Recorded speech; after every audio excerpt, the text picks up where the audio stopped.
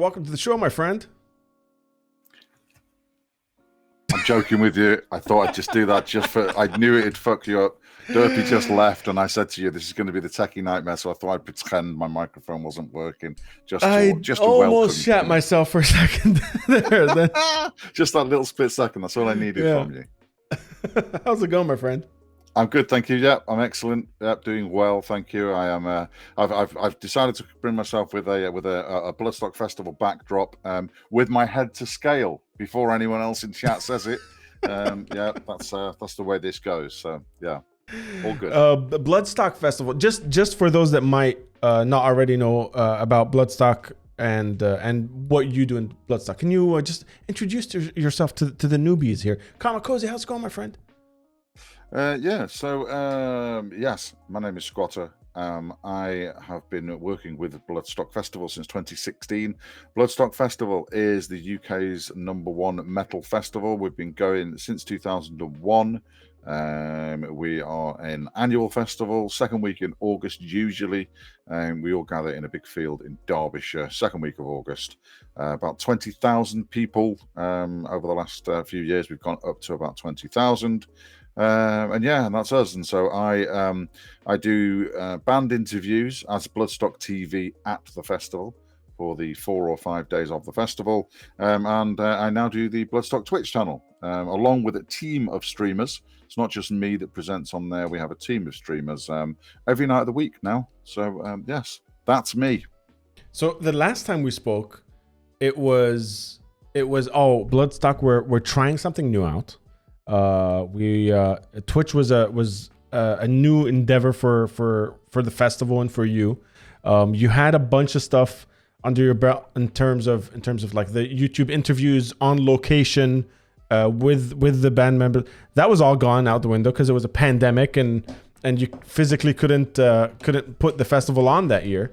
And now looking at, since that one podcast we had together, everything's changed again. Everything's changed. The festival happened. You guys were physically there in that location, checking out bands and interviewing people and stuff. How has from starting Twitch and like trying out this new medium and promoting and connecting with the Bloodstock crowd through the online mediums and stuff, to actually having that festival, how did that change, in comparison to previous years? Yeah, it was very different. I think when we spoke last year was about June. I don't think we were 100% sure we could still go ahead. It was round about the time when we were getting the go ahead, so we might have just had the go ahead. I have to say, when I was sitting here, with the first time I came on, I was thinking to myself, what the hell am I going to talk to him about for 2 hours? And then we talked for 2 hours. So it was like, okay, cool. And then again today, I was thinking to myself, what am I going to talk to Adnan about tonight?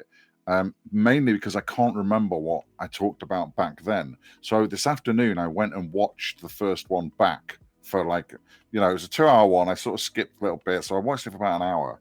And now I'm sitting here thinking, right, I've talked about everything I can talk about. So I really have no idea what we're going to talk about for 2 hours tonight. But then I realized it was in June. It was before the festival. So yeah, there's a lot of stuff that went down. Yeah. Yeah. So now we can talk about what it was like to have. We were one of the first ones back. So a lot of the festivals didn't happen. Download had a pilot, which was a much smaller event. We were twice as big as Download last year, I'll have you know, for the first time ever.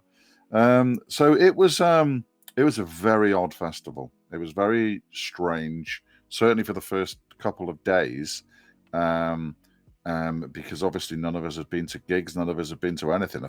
Some people had been to Download pilot, but it was very, very different, I think, is the way to say that, really. And I think it was odd having our Twitch people there as well, because at that point Twitch would have only been going for sort of like 5 months or something like that.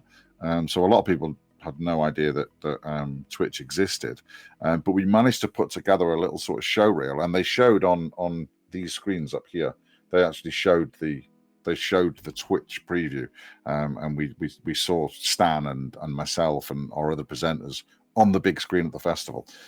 So that was quite cool. So it was different, but it was very, very good to be back. Definitely.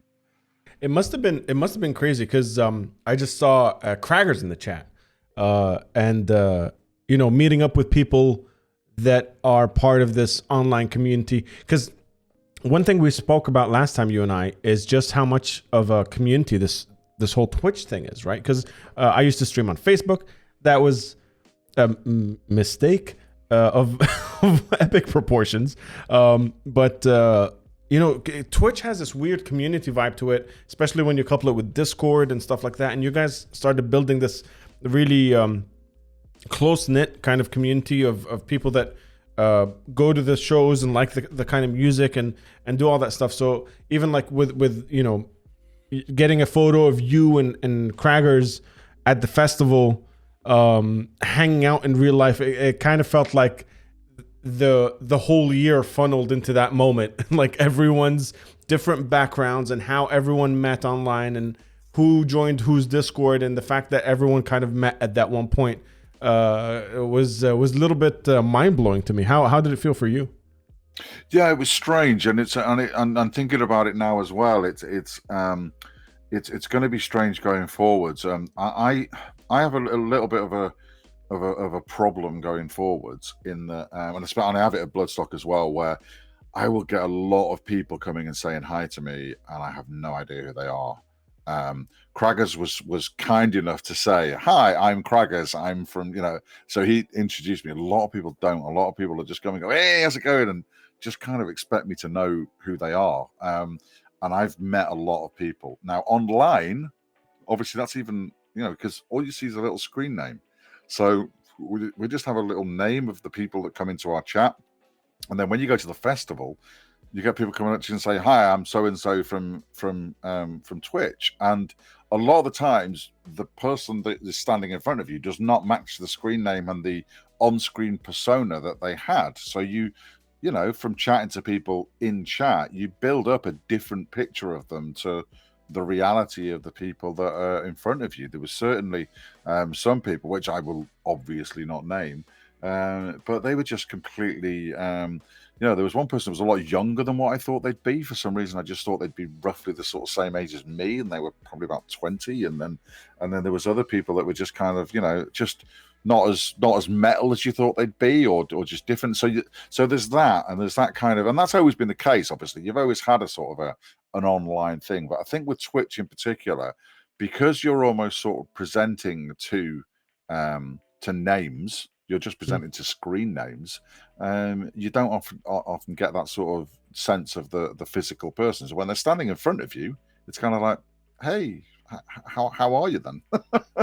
So that becomes a little bit difficult, and that'll be even more so this year, because already we're going to have probably twice as many, 3 times as many, because we had a little Twitch meetup with sort of about 10 or 15 of us, I think there was at Bloodstock 2021, but there will hopefully be a few more this year. Yeah, I think you guys are growing exponentially, and I actually want to ask about that, about like when we first met, you guys were sporadically streaming different days. You were starting to kind of find the Bloodstock live stream voice, because it's very different to the Bloodstock TV interviews and that kind of stuff. Now you guys are on 7 days a week, a bunch of different presenters. You have different shows under each presenter even. There's a couple of different things that you guys do. Something that we're very inspired by. We may have stolen some ideas. Something that we're very inspired by here on Unmuted. We definitely stole ideas. Borrowed. Borrowed. We borrowed the ideas, you guys. We borrowed it. But how has that been? How is that just you as a producer? Everybody here knows that Four Derpy Paws is kind of the creative spearhead behind. There she is, the creative spearhead behind Unmuted, and she keeps our shit on track. How is it for you, kind of producing a show for a live stream, just regardless of the festival and all that stuff? How was it, finding your presenters, finding the ideas for the shows and all that stuff? Yeah, I think it is different. and I think our content is different as well. And we still don't really know if it's really working, if I'm perfectly honest, because our numbers haven't really gone up the way we wanted to. If I'm perfectly honest, we've been streaming for just over a year now since I took it over. And I think there's a few reasons for that. And I will say that before I start talking about this, I'm here as me. I'm not here representing Bloodstock Festival as to the way that they think about things. I'm here as me, who happens to do streaming for Bloodstock and happens to do those sort of things as well. Because I don't work for Bloodstock.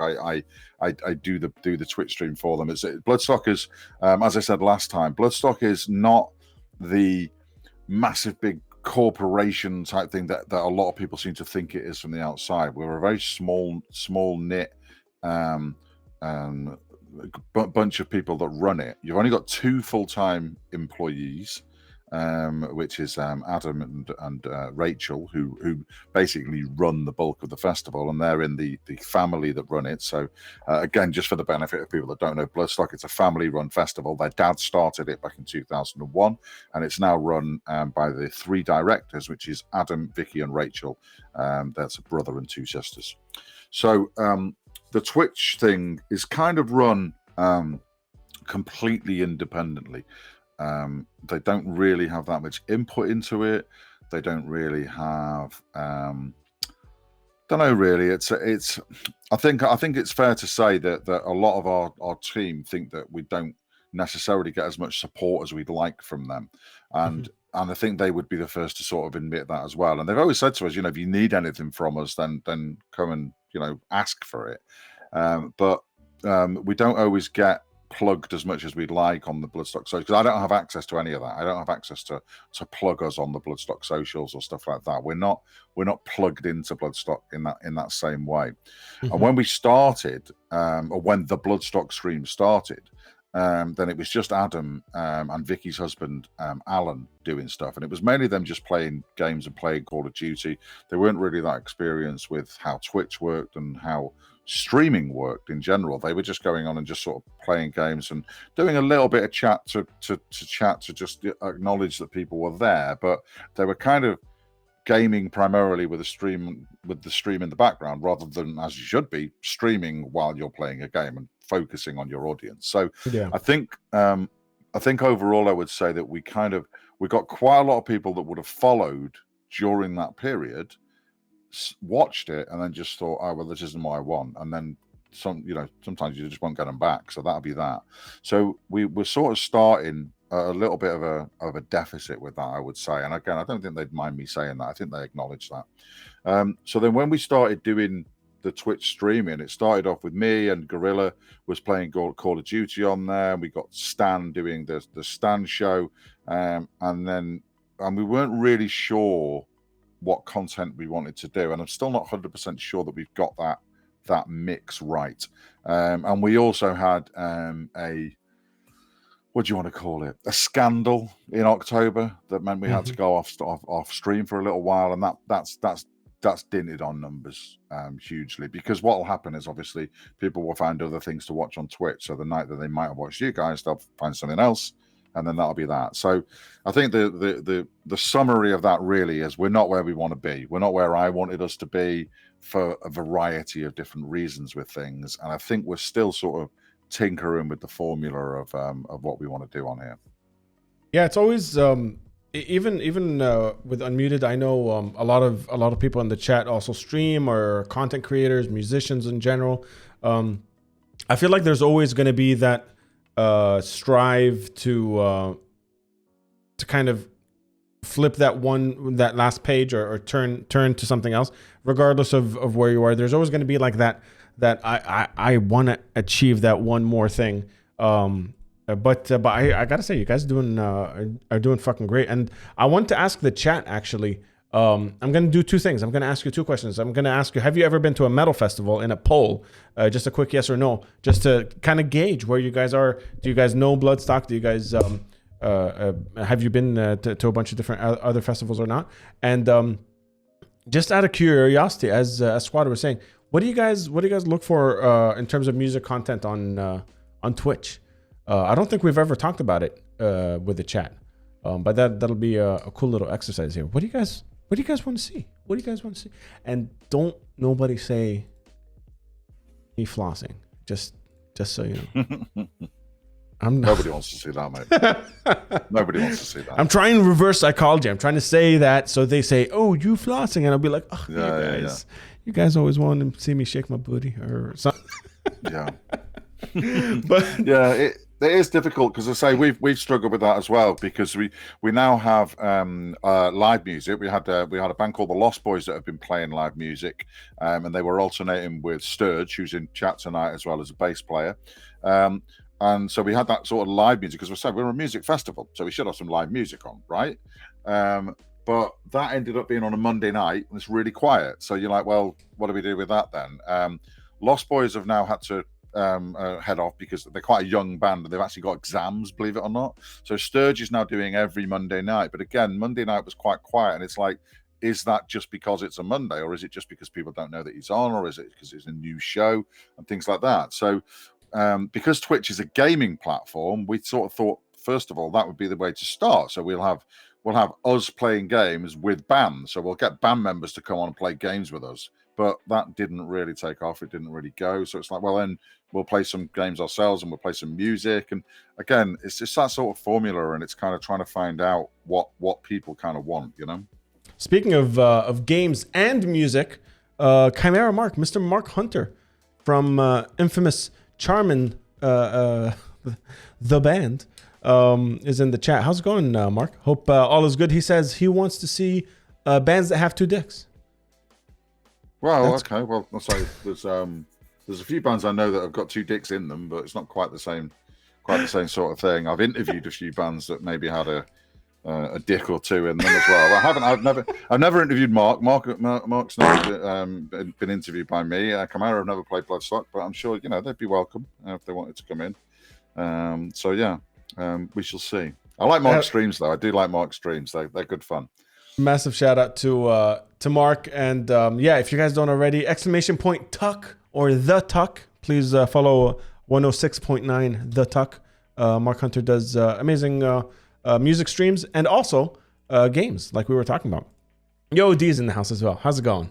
But yeah, by the way, if you guys don't already know who we're talking to, !Guest, we're talking to Squatter from Bloodstock Festival.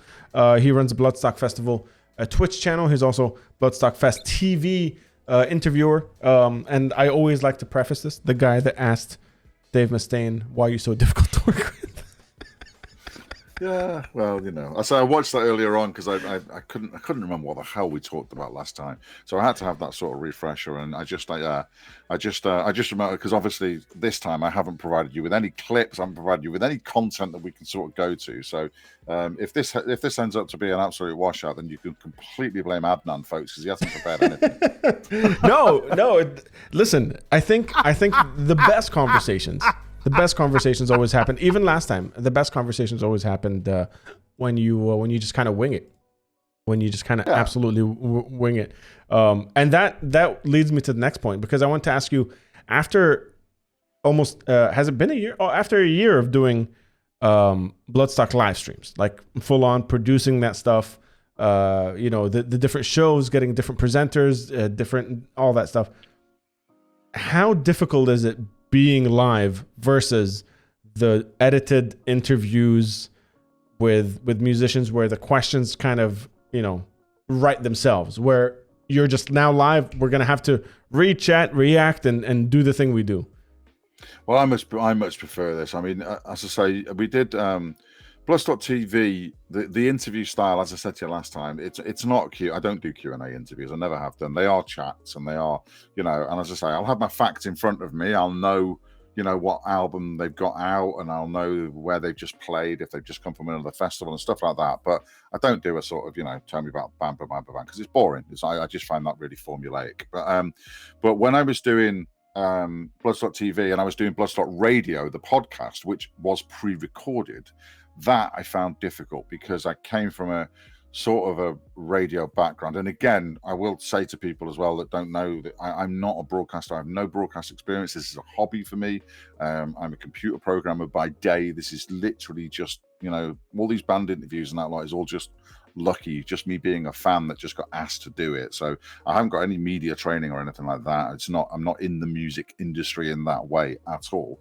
But yeah, I sort of found that the pre-recorded podcast was incredibly restrictive, and I didn't like having the not having the live interaction, because when I used to do like online radio shows and stuff like that, you had a live chat room. So I had, even though it's just audio, it's just radio, but you could still have someone in chat would say, "I'll play some so-and-so," and you could play it. Whereas on the podcast, when it's pre-recorded, I didn't enjoy that. So I like the live aspect of it, and I like having chat, and I like having something to bounce off and to be able to sort of, chat about, really just to sort of bounce things around, because it makes it more interesting to watch, it makes it more interesting to view.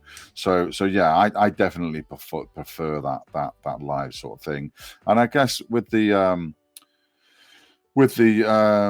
don't know, the same with everyone else really that's on our stream. The way we sort of found the people that we have presenting for us is because they were kind of linked to Bloodstock, because we need to, it's a lot of them are people that I already knew. Some weren't, some were, but it's people that I knew, and that I knew that I can trust to represent the festival, because it's not the same as just streaming for yourself, where you're just streaming for yourself, you're just representing yourself and you're building up a fan base. The festival has already got a fan base, and our challenge is to try to get people to come and use this new platform that Bloodstock is now on Twitch.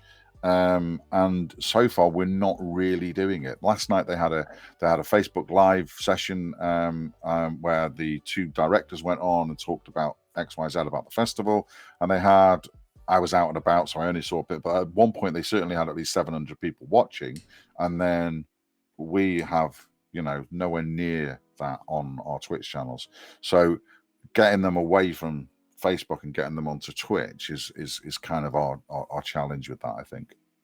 Yeah, it's got to be difficult. I mean, I can definitely speak for myself, and for a lot of people that I know in the chat, like Rexter, what's going on? Rudy's one of those people that was following us back on Facebook as well, and we made a Twitch together, and now he started streaming as well. There's a lot of people that I know in the last year that have made Twitch accounts just to get into the music channels that are on here now.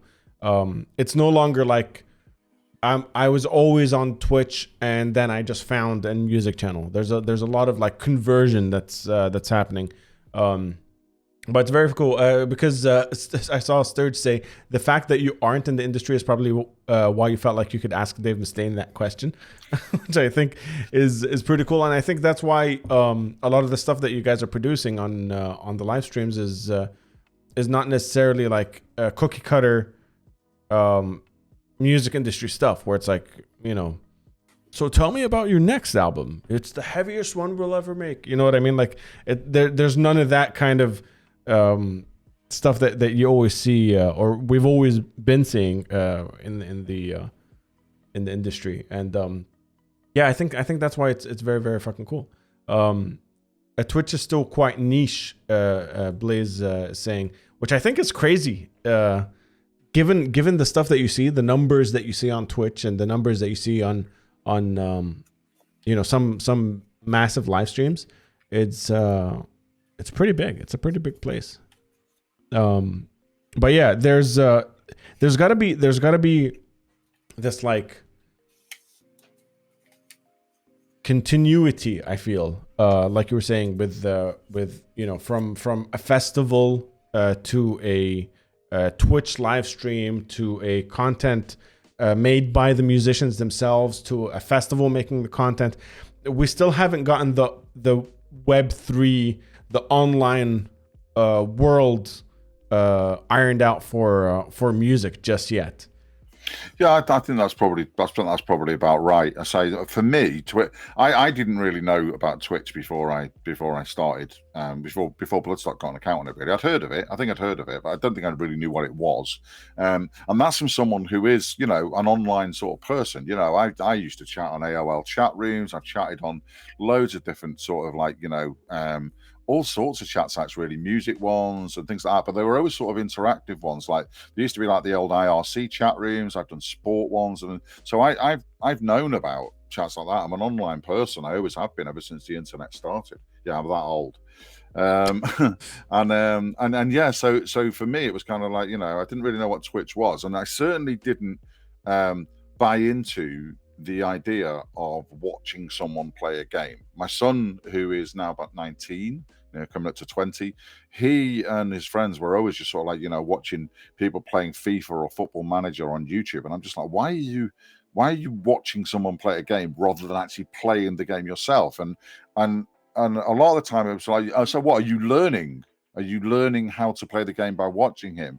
And a lot of times like, no, it's just entertaining to watch him. And I'm like, okay. I'd been in the same room as someone watching them playing a game and got that enjoyment. But the idea of watching it online, especially sometimes when it was recorded, it wasn't even live sometimes. He's watching, you know, a recording on YouTube of someone playing a game. It's like crazy.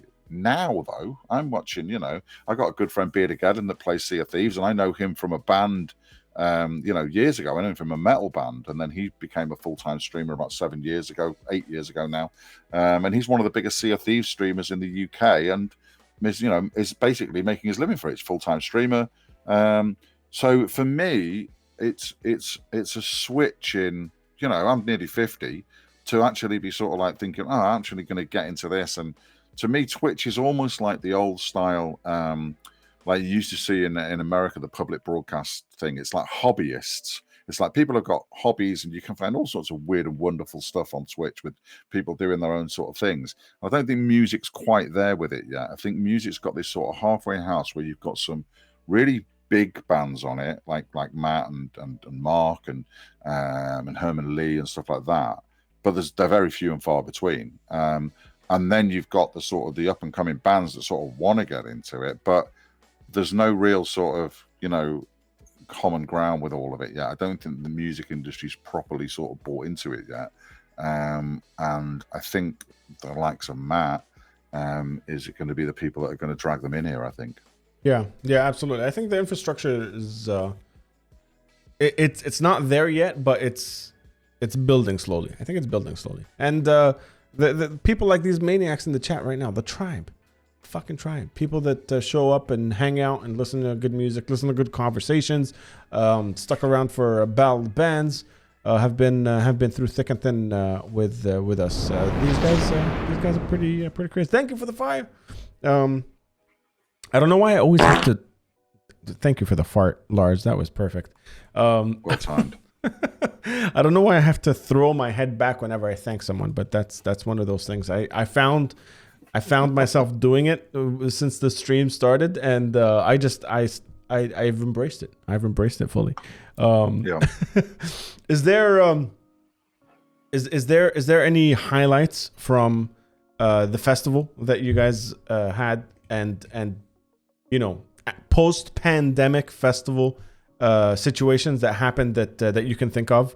I know one for me, just after everything opened up, was greeting people was one of the most difficult things I've ever done in my life. No one knew whether it was an elbow or a fist or a high five. I don't know. Was that your experience? We had all that.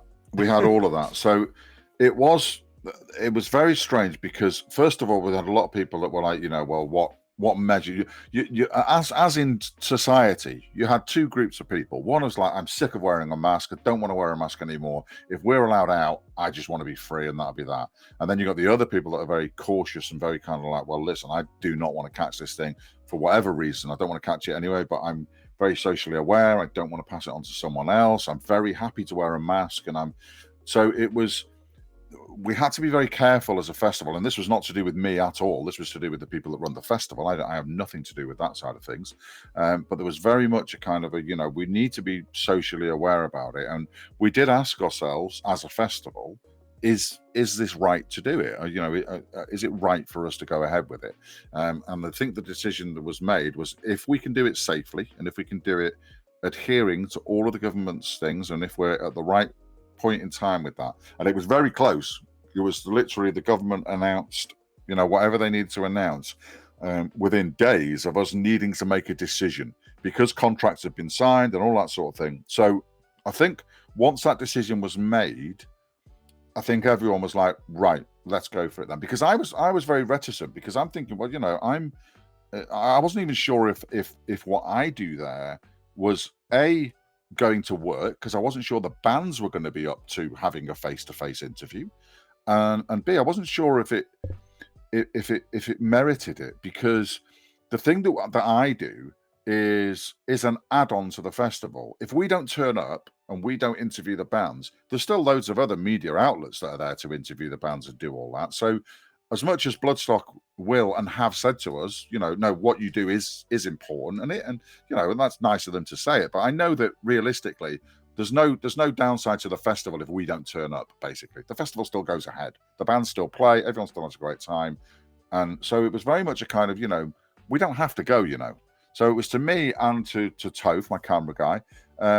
If you don't feel up to going and you don't feel it's the right time, you don't feel safe and stuff like that, then that's fine, and we'll tell them that. But once we went, I think the mindset changed, and once we started arriving on site, and once we started seeing people, but exactly that you're saying about are you doing fist bumps, are you doing elbows, are you doing stuff like that, and in 2021 we had an extra day for Bloodstock as well. So normally we go Thursday lunchtime until Sunday, but this time we opened on the Wednesday, so we had an extra day. So the Wednesday and a Thursday, I think people were still quite a little bit sort of elbow bumps and fist bumps and stuff like that. But then the Thursday, Friday, and Saturday, I think everyone had sort of got used to that a little bit more, and everyone was hugging by then anyway. So it was kind of, because the thing about Bloodstock is that I don't think we wanted to do it half-arsed. We didn't want to do it with restrictions. We didn't want to do it, well, you can come and you can watch the bands, but you have to wear a mask, or you have to do this. And it needed to be, once you were through the door and you'd done all your testing, we did all the COVID testing. Everyone had to have the right things. They had to have a COVID passport. They had to have to have had a test, or they need to be immune to it because they just had it. All of those sort of things were insane. But it was, once you're in the gate, you can do whatever you do and you normally do. Because look at that crowd here behind me. How can you socially distance in that? How can you not crowd surf and things like that? So it had to be, I think, that once you're in through the door, it's freedom. But I think that still took a bit of getting used to, if you know what I mean. It took us a day or two to be proper sort of huggy and interacting in the same way as we normally do. I was just about to say, while you were saying that, I glanced over at the background and thought, just the words that have become absolute. No, we've gotten our vaccines, and everyone was, the COVID passports, and everyone had their papers and permits, and everything was ready, and we got the green light from the government. And I'm just thinking, the last 2 and something years have really completely changed our outlook on just being in crowds and doing all that stuff. Because I'm looking at the crowd behind you, and I'm thinking, man, imagine that was the case, always 10 years ago, 5 years ago, and it was the complete opposite. It was. Thank you for throwing dicks at me, and Lars, thank you for gifting a tier 1 sub to Marissa. Marissa, how's it going? You absolute badass. Thank you for the dicks, yeah. But you know what I mean? Like it's mind blowing how accustomed to it we are now. Because even when you and I did the podcast last year, it was still awkward to talk about, like, hey, is there a test? Like we weren't sure what was happening. How do you do this? How do you do now? Like, people are shoving those Q-tips up their nose at home. Like, no one cares. Everyone's just like, this is the norm now. There's nothing obscure about it anymore. Yeah, and that's it, and that's where we are now. I'm still quite rusty. I went to a gig last night in an arena, and me and my missus were still a little bit, we're still trying to keep our distance a fair bit from people as well, because there was no masks or anything. No one was wearing masks, and I think it's very much a personal choice with things. Because I used to go to a lot of gigs. I used to go to round about sort of 50, 60 gigs a year usually, mainly sort of little up and coming bands and stuff like that, maybe 1 or 2 arena gigs a year, but I used to go to a lot of gigs. So when obviously lockdown came, the last gig I went to was on March the 7th, 2020, Testament, and then obviously there was nothing for all that time. So when it came to Bloodstock in 2021, that had been 18 months that I hadn't been to gigs, which is obviously very, very different for me. So we went to Bloodstock, and that was all okay, and it was good, and we were very, I'd like to say we were very socially aware. Everyone was very respectful of each other's decisions. If you went to sort of hug someone or high five them and that lot, and they sort of backed off and just said, no, I'm not doing that, everyone was okay with it. Everyone was very accepting of it. It was no kind of like, what do you mean you're not doing that? Why aren't you hugging me? Everyone understood it was a personal choice. And I think that's quite a big thing that's come out of the pandemic, I think, in general. But I then went to a gig in September, which was in a venue that I knew was quite big and spacious. I was sort of okay there. I then went to one in October, which was Evile, and it was a sold-out gig. It was one that had been arranged pre-pandemic and had been cancelled, and it was in quite a small venue. And I actually ended up leaving that early because it was too busy, it was too sweaty, and everyone was too close to each other, and I couldn't actually keep any space from anyone. So I actually left early because I was not feeling comfortable, and that's just not like me at all. So, and then since then, that last night is the next one I've been to. So I went to, like, say, Bloodstock in August, gig in September, gig in October, and a gig in March. And that is very different it's ridiculously different for me. Was there sorry, before I ask that question, I just want to say, Jacob Beast, thank you for hitting that follow, and the Ford Pause, thank you for the question. We'll get to that. I want to ask, was there anything or anyone from, you don't have to name band names or stuff, but during the Bloodstock TV interviews and stuff like that, was anyone weary? Because band members themselves didn't necessarily have to interact or be in close quarters. They could keep their distance from people, but when you were doing interviews and stuff, did anyone say like, I'd rather be a little more distant than close up? Yeah, we did. Well, I mean, what we did was, so we had to sort of be a little bit what's the word, creative with what we did last year. Well, Creator were actually one of the bands we had to be creative with, funnily enough. But we had the headliners last year were Devin Townsend and Creator and Judas Priest. I interviewed Judas Priest in 2018. This year they said, we're not doing any press, face to face or otherwise. They weren't even doing it in advance. It was just like, we're just not doing it. I was okay, cool, that's fine. And we always like to try and interview the headliners. I mean, back when I started Bloodstock TV, the idea of me interviewing a headliner is mental because I thought I was going to be interviewing all the little ones. But now it's sort of a challenge where we try to interview all of the main stage ones and all of the Sophie stage ones with our second stage. So we try to do at least those 6. Both Devin and Creator had to quarantine before they came in to the festival. Bloodstock 2021 was a mainly UK festival. One by one, nearly all of the overseas bands, weren't allowed to travel to the UK for whatever reason, or didn't feel safe to travel or whatever. So it ended up being a mainly UK festival. But the ones that didn't were the likes of Devin and Creator. So they were bubbled. They were in a bubble, and they were coming in with their crew, and they were going out with their crew. So they weren't doing any face-to-face. And they weren't doing, we didn't have a sign intent last year because obviously bands do not want a whole array of hundreds of sweaty metalheads that have been in a field for 5 days parading in front of them. So we didn't have the sign intent that we usually have. So Creator and Devin Townsend, we did remotely before the festival. And there might be some people watching this that are thinking, oh, okay, yeah, we knew it was thingy, but what they probably don't know is that it was actually pre-recorded, because what I did was I did the equivalent of this, where I had our rainbow stage in the background and a Bloodstock t-shirt on, and then I interviewed Miller from Creator and Devin Townsend for an hour with Devin Townsend, which was brilliant, and then we went live the night before the festival, and I wore the same clothes and had the same backdrop on and introduced it as if we were going over to talk to them live. And I think we got away with it.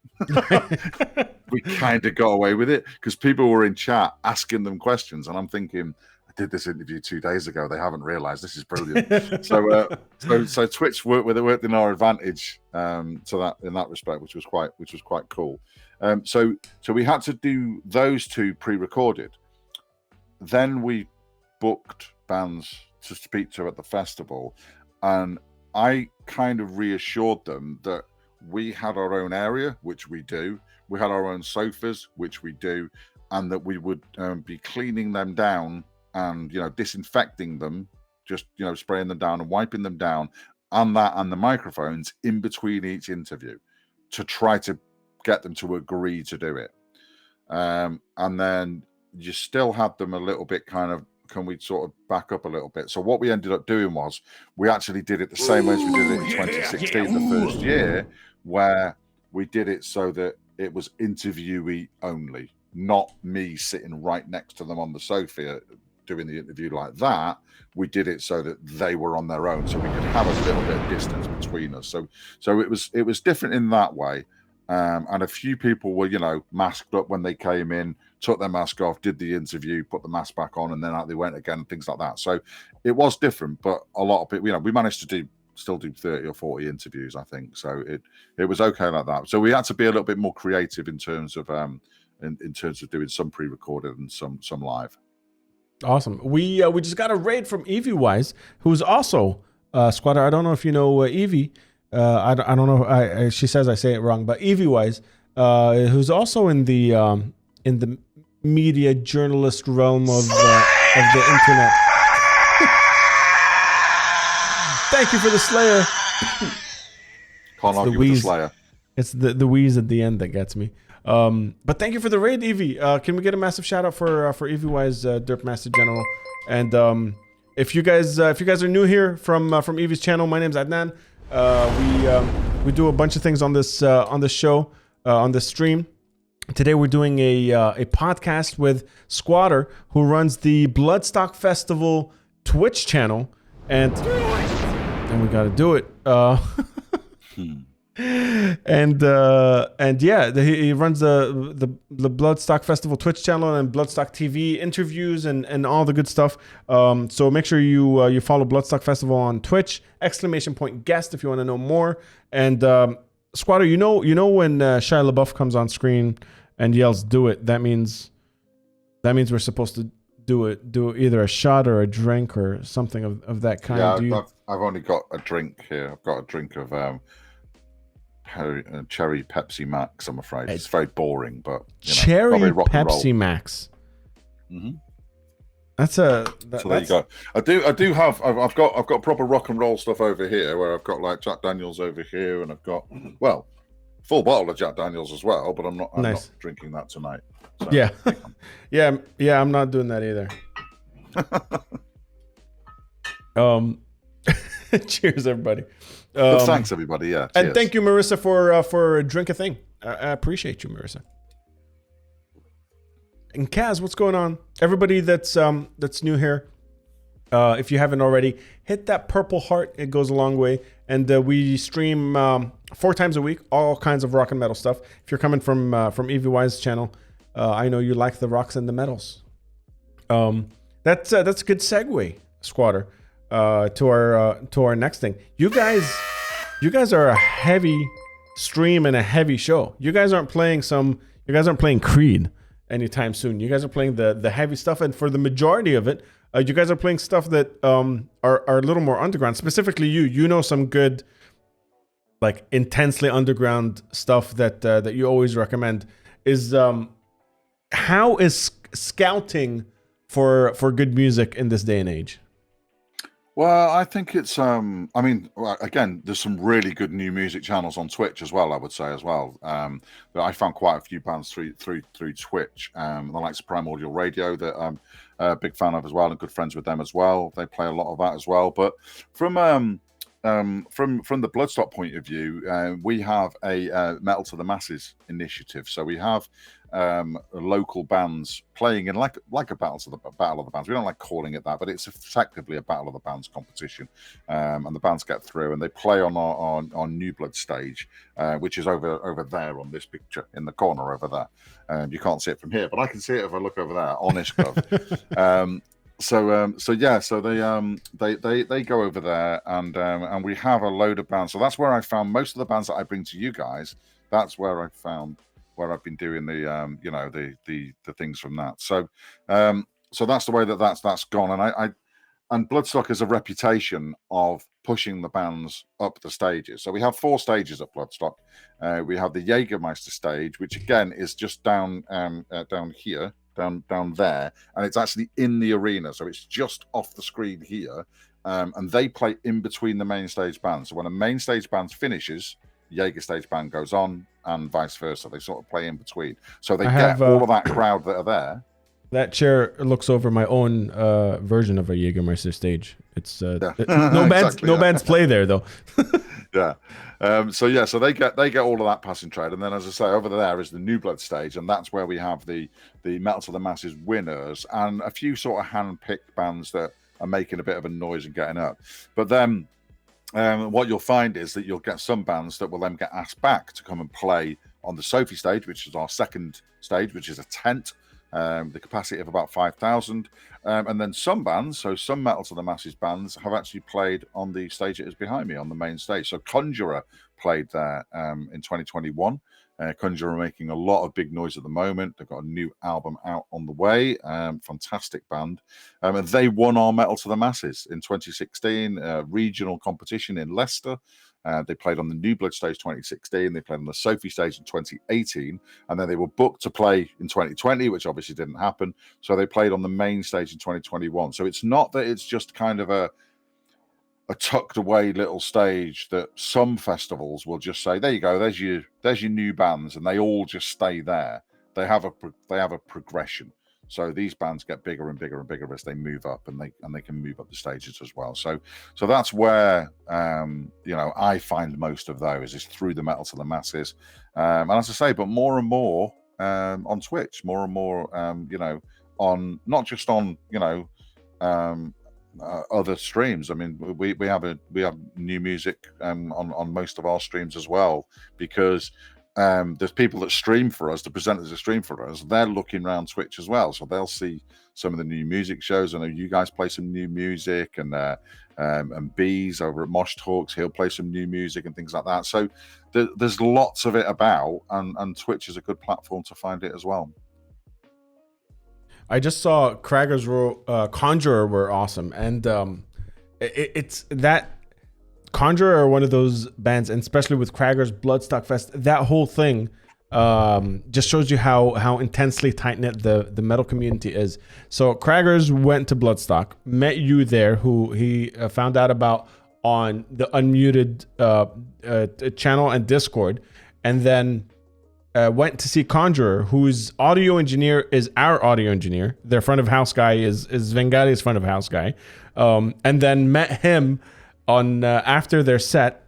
And I got when Craggers was at Bloodstock Festival, I got a bunch of these photos on Discord of him with the front of house engineers called Pinky, with you, with a bunch of people, and then like Iman Ahmed Music from when she was in Hawks, and just a whole bunch of different things.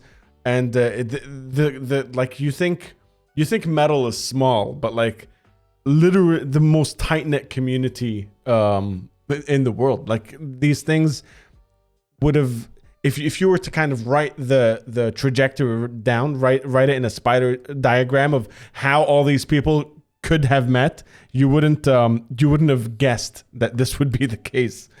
Yeah, exactly. I mean, I met Iman here in your stream, and then I interviewed her at Bloodstock. So for when Hawks played, so I interviewed her there because I got chatting to her on here, chatted to her on Discord about doing the interview and asking if she'd come and do it, because I wanted to talk to her about Twitch as well. So anyone anyone that I knew was in Twitch, like again, Conjurer. So Connor, who is Conjurer's bassist. So I've known Conjurer since back in the day. Since they were playing little sort of dives, and when they had their old bassist, there's a mate of mine called Andy Price, and then Connor replaced him, and now Connor streams on Twitch. So again, I wanted to interview Connor because I've got two things to interview people about as well. And that's another thing as well that I deliberately wanted to, if I could, was to get Twitch into those interviews as well, because I want to spread the word of us being on Twitch. So if people are going to watch the interviews, then they'll be so, oh, what's this Twitch channel thing? So I deliberately interviewed Iman and Connor because I know that they know what Twitch is and they know how to talk about it. So yeah, that's a big thing of it as well. And I've also got two people that are coming to Bloodstock this year in the shape of yourself and Mr. Julian Gorilla that I would also like to interview as well at Bloodstock this year, so that we can talk metal and we can talk Twitch. Oh hell yeah! It'll work in both ways then.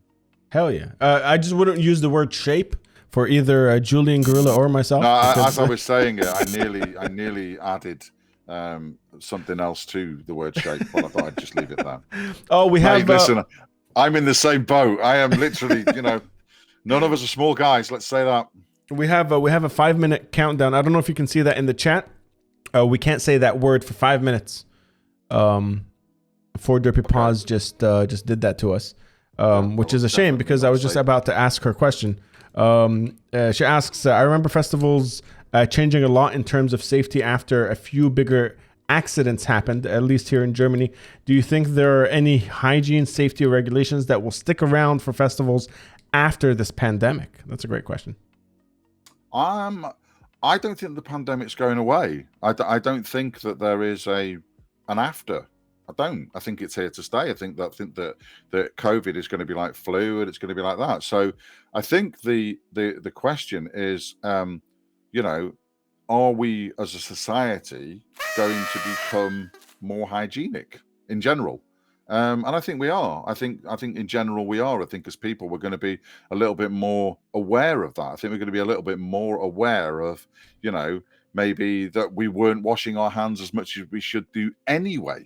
Just in general, in terms of just that, you sort of think of, you're more aware of, because we were educated so much about how to wash your hands and about where, how you could transmit COVID, then you sort of think about that and you think, well, actually, there's bacteria everywhere all the time anyway. So maybe we should all be just, washing our hands a little bit more anyway.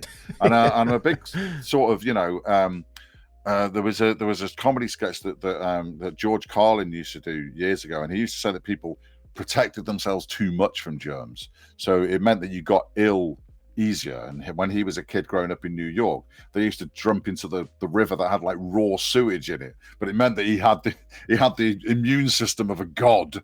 You know what I mean? So there is that sort of thing as well, where you can be too clean, and means your immune system doesn't get a chance to build up that immunity and stuff like that.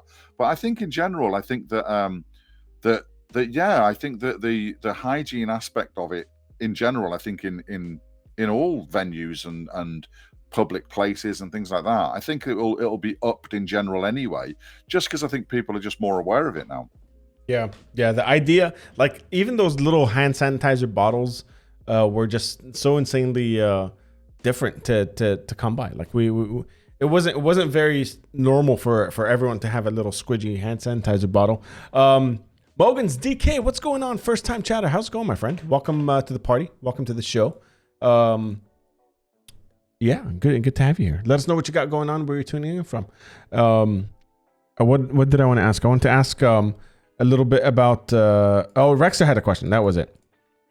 Rexer's asking, now with the world going back to normal for now, do you think you'll have organizers compete with you, and how will you handle it?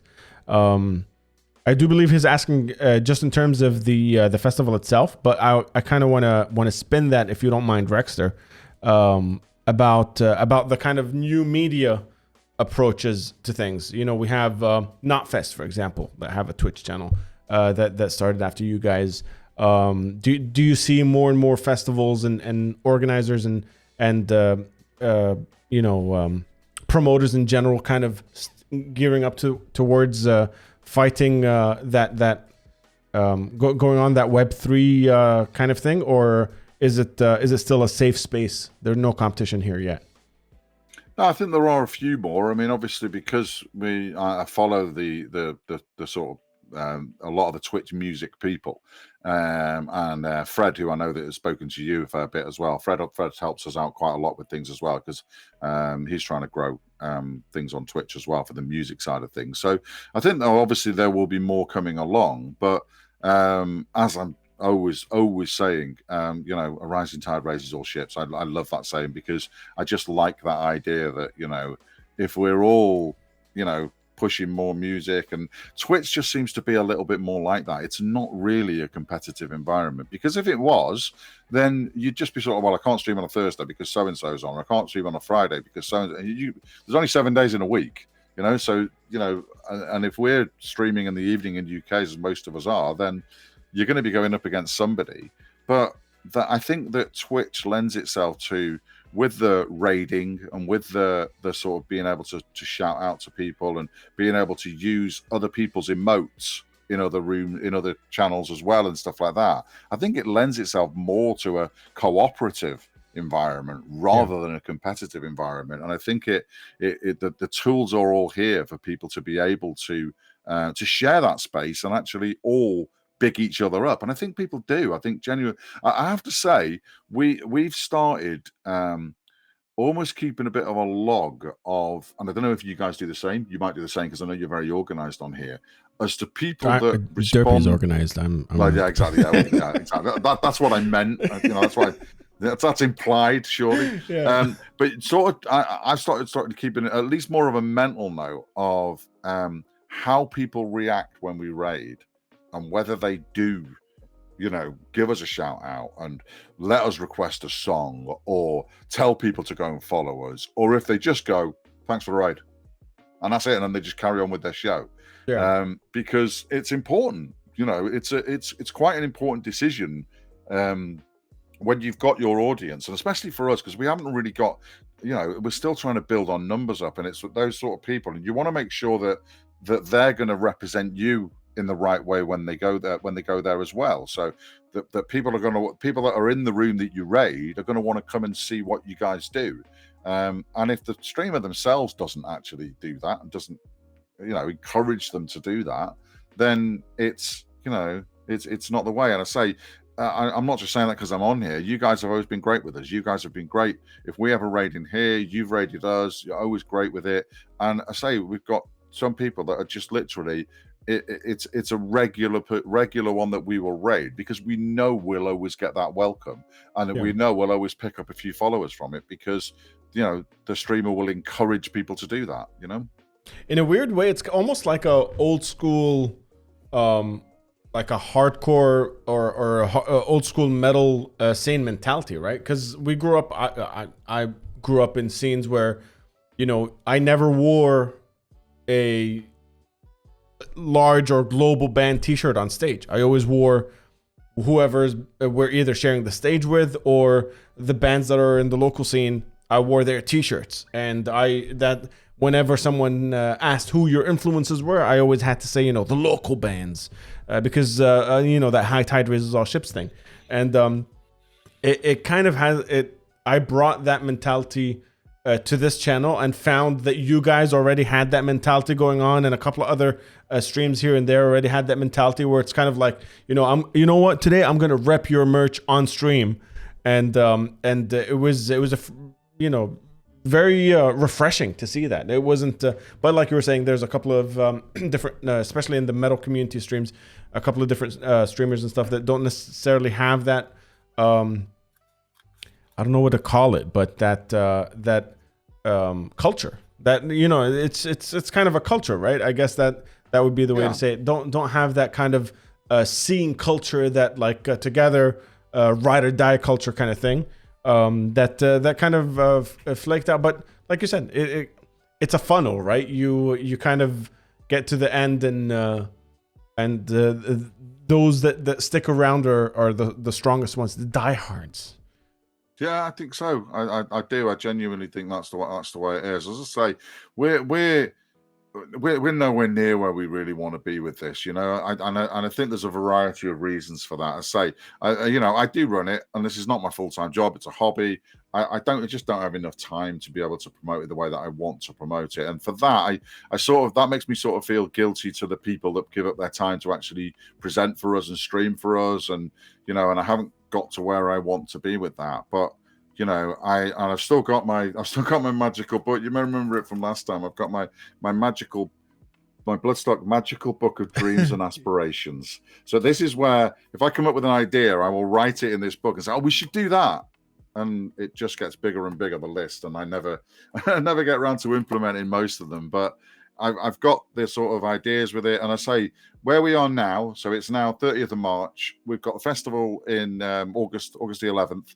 So now is when we should really be starting to sort of switch our content over to trying to get on some of the bands that are playing at the festival, to try and get them on for interviews and to try to do that. But it's a fair bit of organization to actually sort of do that, and I would like to do that because I'm okay. I can talk to bands, but I'd like some of our other streamers as well that have never interviewed bands to actually start doing it, because I want to reward them for what they put into it and for joining and doing it. Because what we've done is we've mainly picked up people that are already streaming but are only just sort of getting going. So if they were sort of streaming Monday, Wednesday, Friday, then I'd say to them, well, listen, why don't you come and stream for us on the Friday, and then you can plug your Monday and Wednesday streams on ours, because we haven't got any problem with people, as I say, that collaborative vibe that there is on Twitch. We don't have any problem with people plugging their own streams, even if they're streaming on the same night, because we stream every night. So Bloody Randomer and Ferris Gorilla and Bear and they all stream themselves, and Abby Stabby, they all stream themselves, and Elliot, they have their own shows. I don't. I'm the only one of our team that doesn't stream a squat or Madras. I only ever stream it for Bloodstock, because I've got no interest in doing it for me. I'm doing it for Bloodstock. But those guys are all kind of, they've got their other sort of things where they can, make a few quid and they can do their own content and things like that. So we have no problem with sort of plugging them in with that. But I kind of want to get them more involved in the band interviews and sort of almost reward them, and I did it with Bear as well. Bear actually interviewed Paradise Lost at Bloodstock last year. He's the only person that's ever done a Bloodstock TV interview that wasn't me. Yeah, I was just gonna say, are there any other Bloodstock TV videos out there without you on them except for that? No, because it's only ever been me. It's just me. But the Paradise Lost one has gone over to Bloodstock, but they haven't put it out. It's not out there yet. They haven't. As I said to you last time, the way that happens is that we basically, we edit them and we get them all produced, and then we just send them all over, all of the interviews that we do. And then they drip feed them out onto YouTube whenever they feel like it. Usually if a band's got a new album out, or if they've got the live footage from that band from Bloodstock, then they'll put them out together. So they'll say, here's the full set from so-and-so when they played at Bloodstock, and the interview as well, in the hope that people will watch them at the same time. Yeah, it's crazy because like you were saying about yourself, also about Bear, and also about Gorilla, also about there's a bunch of different things that none of us know. I didn't have any training. I don't know what the fuck I'm doing. I was a dude in a band in a pandemic that had a camera, and I was talking to my wife about it, and she's like, you know what? Why don't you give this a shot? Some people liked your, because Svengali, my band, for those that don't know, exclamation point Svengali. Quicksand. Yeah. Did a live stream the first week of lockdown, because and also everybody's gonna fucking flip me off in the chat because I've said this a million times.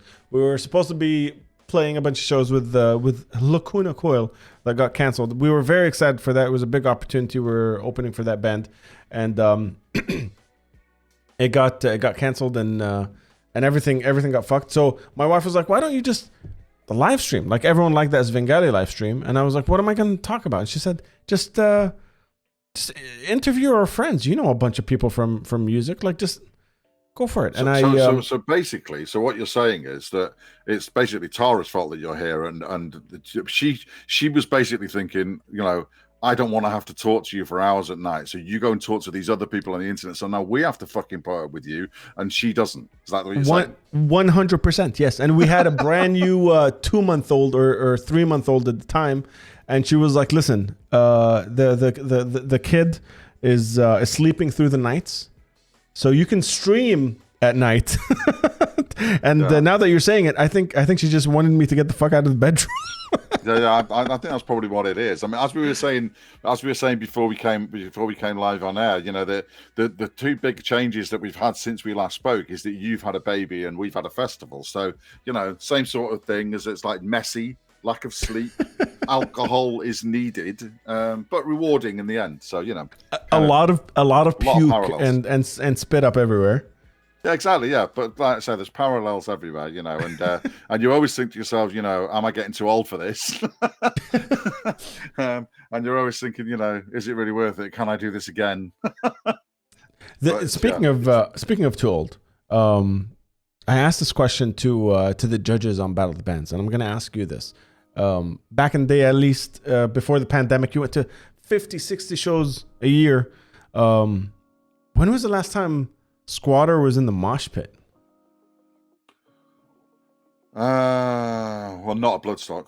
I mean, it would have been before, and even then, the last gig that I went to, March the 7th, 2020, was a Testament one. Again, things had already started to kick off by then. Testament had just come from Italy, where it was all kicking off, so I definitely didn't go into the mosh pit then. But yeah, I mean, it's within living memory. It's not. I mean, it would have been, you know, not too long before them. I am a kind of a 3 to 5 year kind of 3 to 5 year kind of range, or? Oh yeah, no. Well, I say obviously, if you take out the 2 years of pandemic that I haven't been going to gigs, then yeah, definitely. Yeah. But I don't know. I'm just trying to think what the gigs were before then, in the run up to sort of 2020, the end of 2019. Certainly at 2019. I was definitely. I mean, Evil Scarecrow. If I ever play Evil Scarecrow, I'm always in there in there with them. I do remember actually when I went to Bloodstock 2013, the first one that I went to, and Slayer headlined on the Sunday night. I can still remember thinking, I am 40 years old and I'm in a Slayer mosh pit. Yes, get in there. So I was all right with that. But I'm now 48, and I still, you know, I'm still in lots of mosh pits. I'm 49 actually. I was 49 last month. So yeah. And I'm still, I have no aversion to mosh pits. The only thing now would be COVID. I probably wouldn't go in there because of COVID. Yeah. Age is nothing but a number. We're all 43. Chat, everybody drop your 43 emotes. Every single one of you, just everybody flood the screen with 43. It's a new thing, Squatter. We're forever 43. Okay.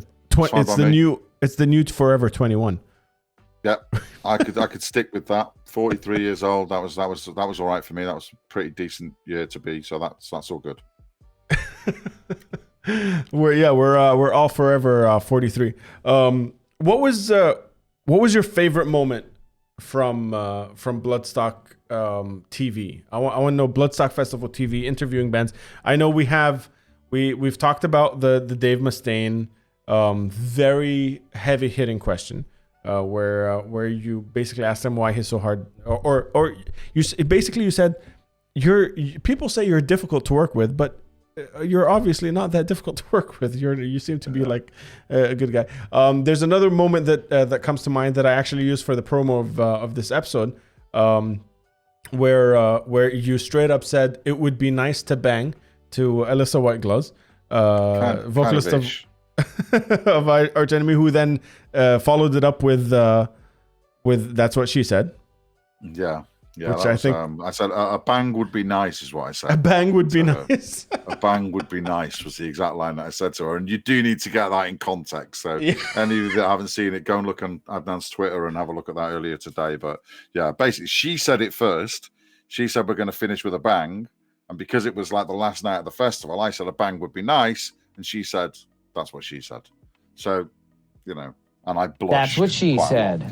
That's what she said. Thank you, That's Dirk. what she said. Thank you, Dirk. Well done. So I don't know. I think to be honest, most of the favorite moments I kind of shared with you guys last time. So I think in a general sense, I think the best moments for Bloodstock TV are when for me personally, it's when I don't necessarily know the band very well, but yet I somehow make some sort of connection. And because I talk to the person, not the rock star, that means that I don't really need to know that much about the band, because I'll sort of talk to them and then the band stuff will sort of come out of it. But we'll end up sort of more talking about life and stuff like that. So the one that I put on last time about Nurgle talking about when he had leukemia, because I had leukemia when I was a teenager as well. So I was able to sort of talk to him about that, and I felt a little more able to sort of talk to him because I'd had the disease as well and I'd recovered from it as well. And it is just one of those sort of things. I think my favorite interviews have been the ones when I was quite nervous going into it and thinking it wasn't going to go well, and then it came out and it was really, really good. And I have to say that I've been very happy with the majority of the Bloodstock TV interviews that we've done. But a lot of that is obviously to do with the fact that I might not be very experienced or very good at it, but they're getting interviewed left, right, and center all the time. So most of the time the bands are usually pretty good at just winging it and giving a good account of themselves anyway, which sort of makes you feel better about it anyway. But like Sturge said, I found out doing the podcast for this long and doing a whole bunch of different things and that include guests from bands and a lot of people that I look up to and stuff. I feel that winging it from this side of the interview kind of breathes some fresh air into the conversation. Like they actually appreciate it. When I'm asking about the soul sanitizers, like what kind of did you go full bottle or pocket bottle like sized? Just random ass shit like that. They appreciate it a little more because I always go to this question because I've never asked it. Luckily, I've never asked it. So tell us about your new album. It's the heaviest thing we've ever done. Kind of exchange. Yeah, and hasn't been a part of it. And that's what I try to do. As I said before, question and answers are just boring to me. And I always try to do interviews that I would want to watch myself as a fan, either of that band or just a fan of metal in general. So, as I say, you need to have facts in front of you. You need to be able to, know the stuff if it comes up. So you need to know what the latest album is. You need to know. In my case, it's usually when they last played Bloodstock or things like that. But sometimes you'll just get absolute gold out of that, I remember interviewing I don't think I mentioned this on the last one, so at least it won't be boring people twice. When I interviewed Elevati and I interviewed Kriegel and Fabian, they'd played Bloodstock before. So just a sort of a generic sort of warm-up. So you last played Bloodstock in so-and-so. What can you remember of that? And Kriegel just sort of was like, not very much, really. Because, I actually got really, really drunk. And I sort of passed out right up until the set. They woke me up to go on stage and I can't remember any of it. I was like, okay. But he clearly didn't want to talk about it. But because I just sort of asked, it was just sort of like, what's it like last time you're here? And it was more of a sort of conversation as we were sort of talking about it. You could see it sort of like going, oh, okay then. And that was like, all right, I doubt he would have volunteered that information rather than me just sort of talking about it. But hopefully it was just kind of because we were just having a chat, it just sort of came out as if it was a conversation. So things like that are always good. And as I say, they tend to sort of work a little better when you're, as you say, if you haven't got a formula. I used to see that in some of the magazines, they'll always ask the same questions, and they'll always ask, what's your favorite flavor of crisps, or what chocolate bar, what's your go-to chocolate bar? And it's like, it might be a question they've not been asked before, but if you're asking all of the bands the same question, that's not interesting either.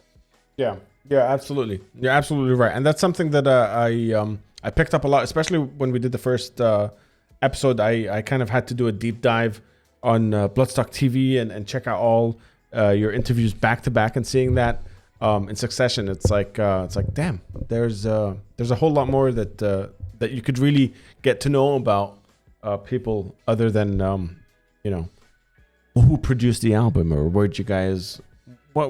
why don't you come to New Zealand? you know the standard stuff that you always see. Yo, Muzaj Sound is in the house. Congratulations on the new single, everybody. If you don't already know, Muzaj in the chat is Saudi Arabian. It's not even black metal. It's just extreme metal. Just go check him out. Go check out Muzaj on YouTube and Spotify. Also another amazing segue. They make fun of me. I always say the word segue when I think of the next thing, and I know I shouldn't say segue. Like I just got it, but I get excited when I figure, like, when something else pops in my head because of something that just happened that I have to announce it. But the last time we spoke on the podcast, we were talking about the different, like, the spectrum of things. Bands like you were sending us bands from like Nepal and really underground bands from different parts of the world that don't necessarily get a lot of spotlight on them. Since the last podcast, this side of the world has completely changed in terms of the metal scene. The metal scene has grown. Saudi Arabia has shows now. Creative Waste played a show 3 days ago in I believe it was Jeddah. Correct me if I'm wrong in the chat. But Creative Waste, a grindcore band playing. This is maybe their third show ever in their country. Heavy Arabia Entertainment opened up in Saudi Arabia. Middle East Records over here has been growing exponentially and booking out a bunch of different shows all over the Middle East. And there are things happening here. And we were having a conversation about it, and someone said it has a lot to do with the I don't know how to explain this. It has a lot to do with the push, the online, like the conversation that's been happening online. Just being able to tune in to, say, Bloodstock Festival's Twitch channel and send you, which I did, a link to my band and have that be played, and then someone 4 people, 5 people like that follow us on Instagram and then share it with their friends, and then Svengali has a bunch of different fans in the UK now because of that. And Matson from Middle East Records and I had this conversation a couple of weeks ago, and he said that's got a lot to do with it. There's a bunch of people now that are not only looking but have been presented metal from this region, just in general, based on like your experience, and because you are someone that genuinely goes around poking for different music, and you've shared some insane bands from different parts of the world. What are your thoughts on the Middle Eastern metal scene now that it's been a year of you checking out Unmuted and everything that's happened here? Well, you know what a massive Quicksand fan I am, for a start. So Quicksand's always going to be my number one band from that region. We have to explain. So we have a T-shirt, you guys. We have a T-shirt that says Svengali Quicksand, but the Quicksand is a little more prominent, and Squatter always calls us Quicksand now. Yeah, it works, but I surprised you with that on the last one, didn't I? Anyway, so I literally put it on halfway through the thing. I didn't let you know I'd bought it and it had got here, and then I wore it during the thing. But funnily enough, the Middle East scene I actually got into 3 years ago, and I can say that with some certainty because I recently rejoined Facebook after 2 years away, literally on the 2-year anniversary of me quitting. I didn't realize it was that, but when I reactivated my account, because I thought I'd go back and have a bit of a look, because I did it just before the pandemic had sort of kicked in and the lockdown started, and it turned out to be 2 years to the day. So I came back and said, well, have I missed anything in the last 2 years? Anything happened, sort of thing. But I've started getting all of these the usual sort of thing that Facebook does, or the Facebook on this memories, day kind of thing, which I haven't had for 2 years. So 3 years ago, I went to the event that Alex Milas and Lena Khatib put on, called the World Metal Congress in London. And a guy called Jake from a band called May Saloon from Syria came, and they did a documentary. That the director was there and he showed that, Then they played some music and they had some bands there and things like that. And then Blakey came over and they played Bloodstock as well. So that was my kind of that was my sort of grounding in it. But I say I have seen obviously quite a few bands. You had some of the Battle of the Bands thing you had recently and stuff like that. So yeah, I think it's I don't think it's just your region though. As I say, and again, the reasons for that is probably, as you say, because of the online sort of thing, and also the lockdown thing as well, because there were no live bands to people to be going out with. People just wanted more music online. So I think there's people that have probably formed bands in lockdown because they just didn't have the time to do it when they were going out to gigs all the time. So there's guys that were like, fans that I've always thought I'd really like to start my own band, but don't really know where to start. And I think there are bands that have actually been formed online with people practicing together online that are now just starting to do live gigs together now because they can for the first time, and that's great. I think that's a really good thing. And as I say, I agree with you exactly about the demand for things as well. Where Twitch in particular, I think, because you've got that interactivity and you get that sort of immediacy of where you're playing new music and you're saying, do you like this? And you're getting that sort of thing. For bands to be in chat, as they were for your Battle of the Bands last week, where people going crazy about their music, and they're like, well, this is amazing. I got people from Australia and Brazil and UK and America telling me that they like my band. And we're just this little band from wherever on the planet. So it is becoming a smaller, the planet's becoming smaller like that. But then you find that, festivals like Bloodstock will put those bands on, As I say, we put, even before the pandemic, we put Blackium on. We got Bloodywood coming from India this year. We've had Demonic Resurrection from India before. We had Underside from Nepal. So it's becoming a smaller planet, but those bands are getting so much more exposure now because of things like Twitch. Yeah, and you hit the nail on the head, especially with the idea of not only bands being part of becoming bands because of the pandemic and of the time and stuff, but the guys that actually won Battle of the Bands, Unmuted Battle of the Bands, are an online project that started because of the pandemic that won the band that are the Battle of the Bands that are now becoming a full-fledged live band because of it. So it's like It's like to play the winning prize. One of the winning prizes was we'll book them a show in Dubai to play. And we actually announced who they'd be sharing the stage with. It'd be something with Suicide Silence, a big opportunity for a first ever show for a band to be sharing the stage with Suicide Silence in Dubai. These guys are now a full-fledged band from an online pandemic project over 2 countries. That every single person in the chat, all the judges, everybody loved. So I think there is that dynamic of like that wouldn't have existed if we weren't all stuck at home behind computers, I think. Yeah, absolutely. And again, you talk about all the links and all the things with that. That band that won, when they came on, because I watched the final and I thought it was very, very close. For me, because it's not really necessarily my, I'm more of a thrash fan. It was more sort of extreme for my taste, really. But I like the fact that the winning band, one of them had a Loathe t-shirt on, and Loathe are a band from Liverpool, where I was last night, and was supposed to be playing on that stage last year. And Loathe are really coming up. But again, you've got a band from that neck of the woods playing, wearing a Loathe t-shirt from somewhere in Bahrain. Exactly. Exactly. The connections with those again, because Loathe are not a big band. That's the thing. Loathe are not a big band yet. They're getting there and they're getting their name out there, but they're nowhere near. They're not a big band at all. So as I say, that for me was another sort of look at that, man, throwing a load. And still now, if I see people like Stay Puffed, for example, he's in Tennessee. Yeah. He comes on wearing a Conjurer t-shirt, and I'm just like, how does he know Conjurer? I've known Conjurer for all these years, and yet it's getting so much smaller in these smaller. I don't really like using them, but the up and coming bands, emerging bands, whatever you want to call them, they're getting so much more known around the world. I think it's brilliant. I love it. Yeah, it's the reach, like we were saying, just the fact that everybody that's in the chat now is in the chat listening to this conversation.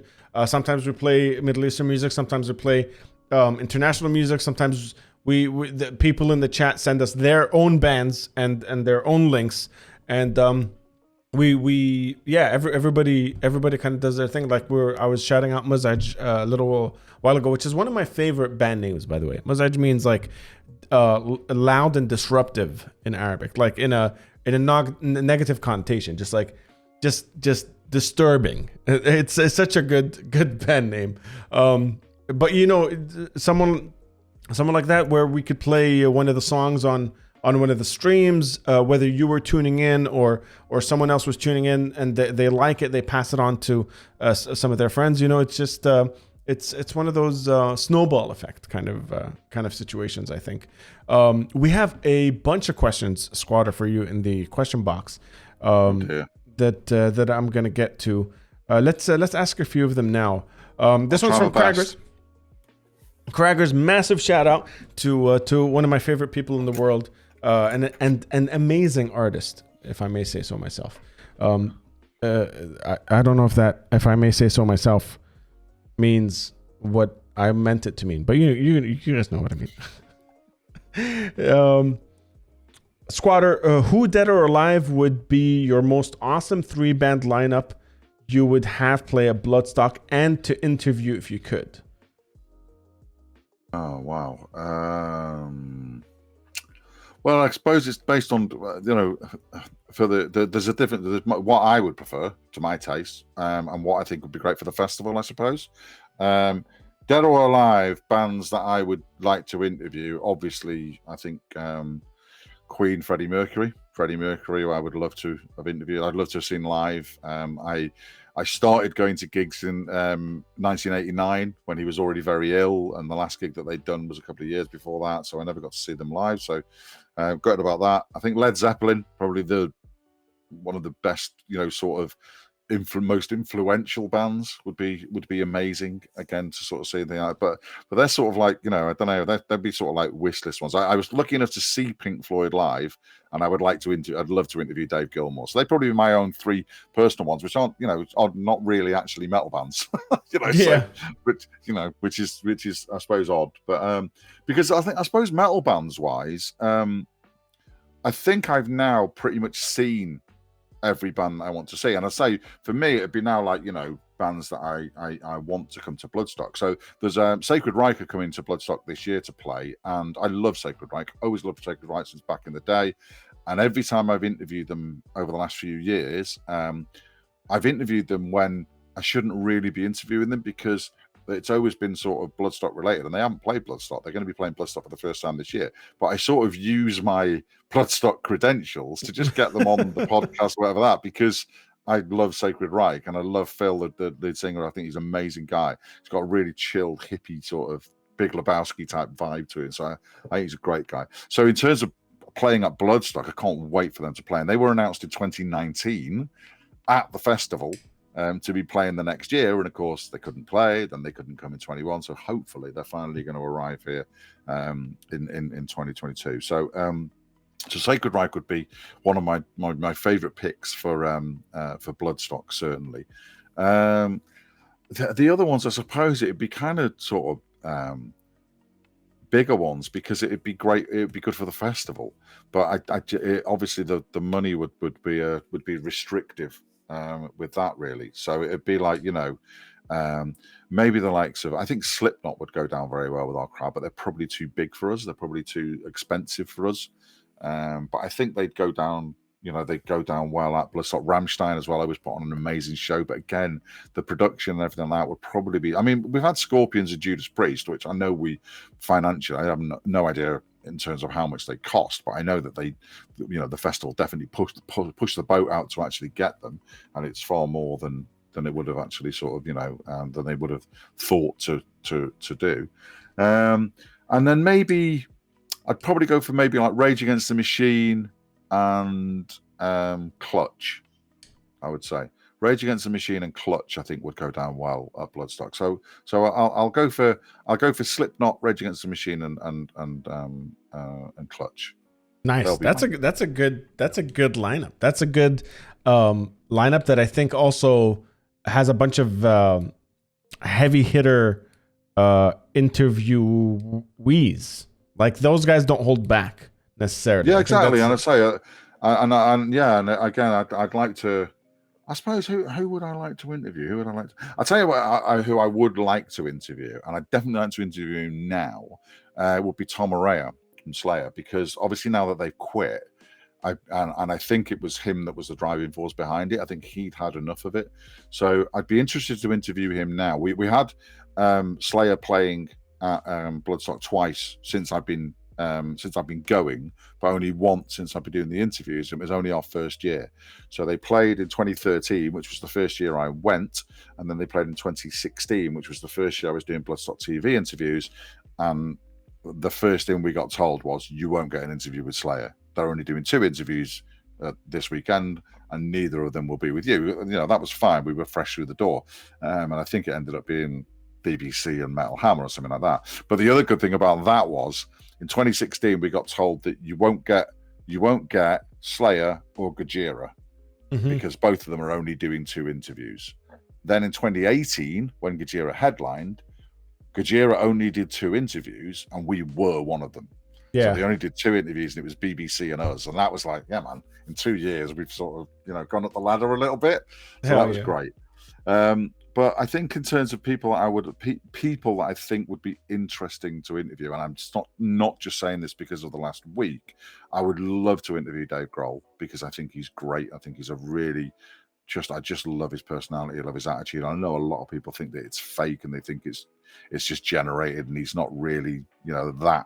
How could anyone be that wholesome, if you know what I mean? But aside from the last week and what he obviously have been through in the last week, I would have always wanted to do that. So I definitely would have wanted to interview Dave Grohl. And as I say, the big 4 would be I've interviewed Dave Mustaine, I've interviewed both Joey and Frank from Anthrax. So if I could interview someone from Slayer and maybe sneak in a cheeky Metallica interview somehow, there's no way whatsoever I would ever be able to interview Metallica on a Bloodstock ticket, because they won't play Bloodstock. They're definitely too big for us. So it'd be nice to tip them off, I think.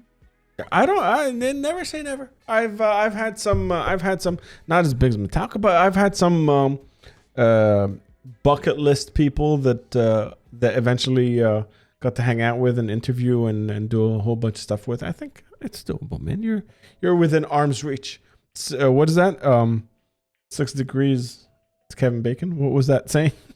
Yeah, 6 degrees of Kevin Bacon, or 6 degrees of separation, depending on which one you go for. But yeah, and yeah, sometimes they do come off, because as I say, I never thought I'd interview Dave Mustaine. I didn't think we'd get the interview with him. And I say, even when we first started doing this, 2016, when we interviewed Mastodon, who were headlining. So we had Twisted Sister on the Friday, Mastodon on the Saturday, and Slayer on the Sunday.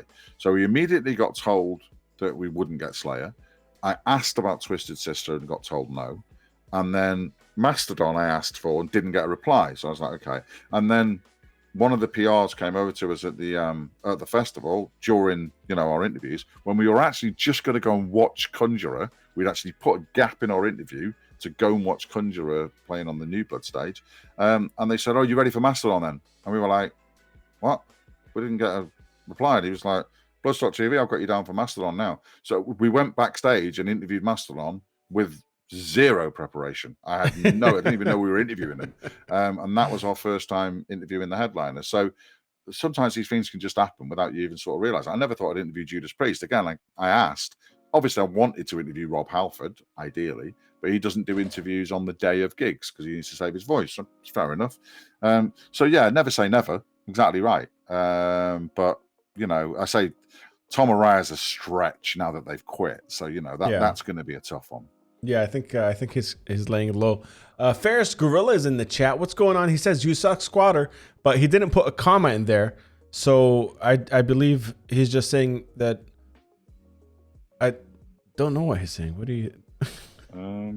I don't know what he's saying either, but I don't know who you is, but apparently they're sucking squatter. Yeah. He's been very ill recently. Well, we'll let him away with that one. He's been Yeah, poorly. He's been a poorly gorilla, but he is back, so that's good. he is back, and as soon as that first stream back rated over here, awesome community. We were talking about that whole thing a little earlier, so good to see you here, my dude. Thank you for everything you do. Squatter, I'm gonna have a heavy hitter question, taking your lead on that kind of stuff. Who, if you can tell us, if you can't name any names, that's fine, but tell us the situation. What was the most awkward or uncomfortable interview you've ever done? I think you vaguely asked something like this last time, and I genuinely haven't had any. I've messed up a few. I interviewed Barney from Napalm Death at the last one, and I got talking about Lawnmower Death during the interview. So that at the end, I said, "That's Squatter Bloodstock TV with Barney from Lawnmower Death." It's like, no, he's from Napalm Death. Fuck it. So I actually, I messed up a couple of times. But in terms of actually sort of being awkward, I have to say that I've been quite lucky with that. The other thing I've also noticed as well is that I've got my phone in front of me, and my beloved people. So You Suck Squatter. They're actually watching us on the Bloodstock stream at the moment, and they're actually doing that. So I've actually got in chat there. I don't know who they are, but apparently they suck Squatter. So to all of you that are watching over on the Bloodstock Fest, have one of them. So there you go. I actually wanted to ask the chat, can anyone here scream Slayer for us? We said Slayer about 6 times, and nobody has screamed Slayer yet. So if you can, if you have the means, if you want to support the show, do scream Slayer. Also, this will go out to Bloodstock Festival, so you get to scream Slayer a lot more people. Yeah. We have one more question in the question box. If you could change one thing about Bloodstock Festival, no matter the cost, what would that be? Oof, that's a heavy question. That is a heavy question. I think it would probably be the space we've got. I mean, if you look at this picture behind me, you see all that tree line and everything like that. We're pretty much, I mean, we've grown. When I first started going, I think we were 15,000. Now we're 20,000. I think the organizers have said on record that we won't go above 25,000 because the site won't hold us. So if you see, you've got trees that way, and then in front of where I am here, there's actually a river. So we're bounded by a river. So I think that the only thing that I would say is that when we had 20,000 last year, and I know it was because, everyone came because it was the first festival back. It was quite busy, I would say, on the Sunday. And the reason I think it was so busy is because normally at Bloodstock, you will have people that will go back to their tents for a bit, and they'll go back and have a bit of a chill out, and they'll maybe take a few hours back there, or they'll get up late and wander in to see the bands. Excuse me. But this year, because everyone had missed bands so much, everyone was in the arena all the time. So it was really busy. And I think that one of the things that Bloodstock sort of prides itself on is having a bit of space, and not only a bit of space, but also a lot of spaces to hang out and to just have tables and chairs sat around, and shade if it's really hot, or umbrellas if it's really wet. Which very rarely happens at Bloodstock. Honestly, not just saying that. But it's those sort of communal spaces that I think they're my favorite bits of Bloodstock. I love the bands, and I love the everything else that goes on. But for me, it's the catching up with people that you haven't seen for a year. Usually, a lot of the people that I see at Bloodstock, I only see at Bloodstock. There'll be some that I see at gigs dotted around throughout the year, or I might see them here and there. But most of the time, most of the people you see at Bloodstock. So the organizers have always been very, very keen to make sure that they have a lot of those spaces around. But obviously, the more people that are there, the fewer of those sort of spaces that you can have. So it's quite a boring answer, really, I guess. But that's probably what I'd have, because for me, when it's too busy, that's not when it's at its best. And I don't think we want to I don't think we want to grow it that more. So if we could expand out the boundaries a little bit more, and maybe make it, I mean, it's quite a compact site anyway, but there's still a few little bits where people still moan about getting from the car park to here and getting from the car park to there. So it'd be quite a boring answer, really, about the logistics of it, just to make it easier for people to sort of be there, really, I think. Yeah. No, that makes sense. That makes sense, and I think it ties into what Still Shout just asked. By the way, for those that do not know, follow our boy Still_Shout here on Twitch. He does stream in English, but it's Still Shout is the only Middle Eastern metal podcast based out of Saudi Arabia that has Arabic speaking episodes.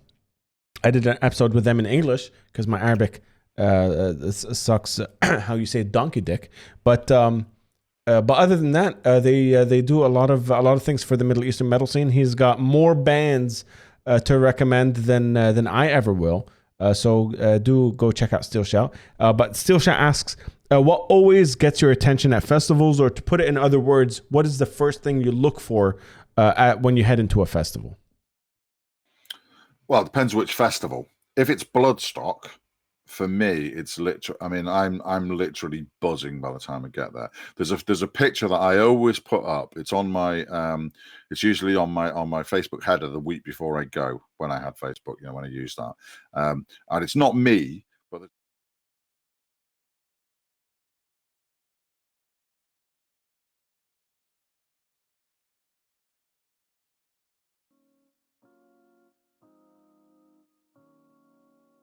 it's just being there. It's just actually physically being at the site.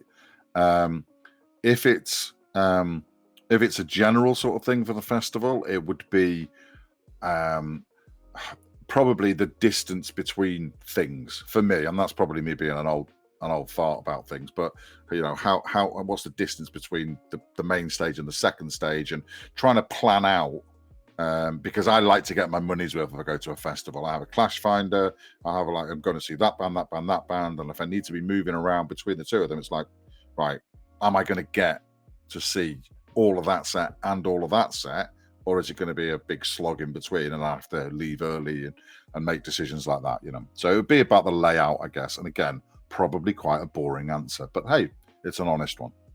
There's a lot of convenience in the answers, and I think that speaks to a lot of people. I remember I got to see Slayer on their final tour at the O2 Arena in London, and my first thought was, how the fuck are we gonna get home?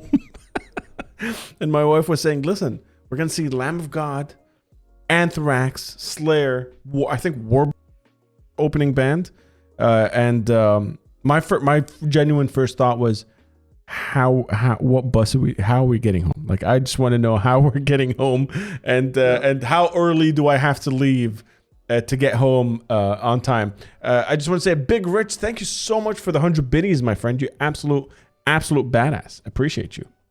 Big Rich is a legend. Big Rich spends a lot of time in our chats as well. He's a really good supporter of Twitch. I think just while we're mentioning that, I know you sort of mentioned it earlier on in that lot, but I think one of the things that I do like about Twitch, just to return to that, is that a lot of people don't realize, and this is why I think it's amazing to be a full-time Twitch streamer as a job. Yeah, because what a lot of people don't realize when they come in here and when they see all these subs and these bits and all that sort of thing, is that Twitch is 100% free. There's nothing you can't see on Twitch that they have to pay for. You can watch everything. You can see everything. If you want to just watch, you can watch. If you want to chat, then you have to create an account, but you still don't have to pay anything. You create an account and you just sit there. So it's all entirely voluntary, and that's just such a weird sort of concept to come. No one needs to pay a penny to actually see everything that we're doing here on Twitch, and yet some people feel confident enough in their community that they can actually do it as a full-time job, and they can rely on literally generosity. It's like a busker. It's like being a busker and knowing that you're going to get enough money in your cap to actually pay your mortgage and feed your family and all that, you've got that confidence that your community is going to come and put enough money in your hat. I think that's amazing. I think that's absolutely crazy. And I say it genuinely just blows my mind to just see the generosity of people on this platform. Just wanted to mention that while we're mentioning bits. Yeah, absolutely. I mean, I've spoken openly about this with the tribe. I've spoken openly about this on other platforms when even people interview me for Svengali or for the stuff we do on Twitch. The fact that I get to do this, this is all I do now. I get to do this full time because of the tribe, because of the maniacs that are on our channel, and the people that, like Big Rich just dropped 100. There was a couple of subscribers before the raid we got from EVYs, all the stuff that goes on. Kind of, it doesn't. I'm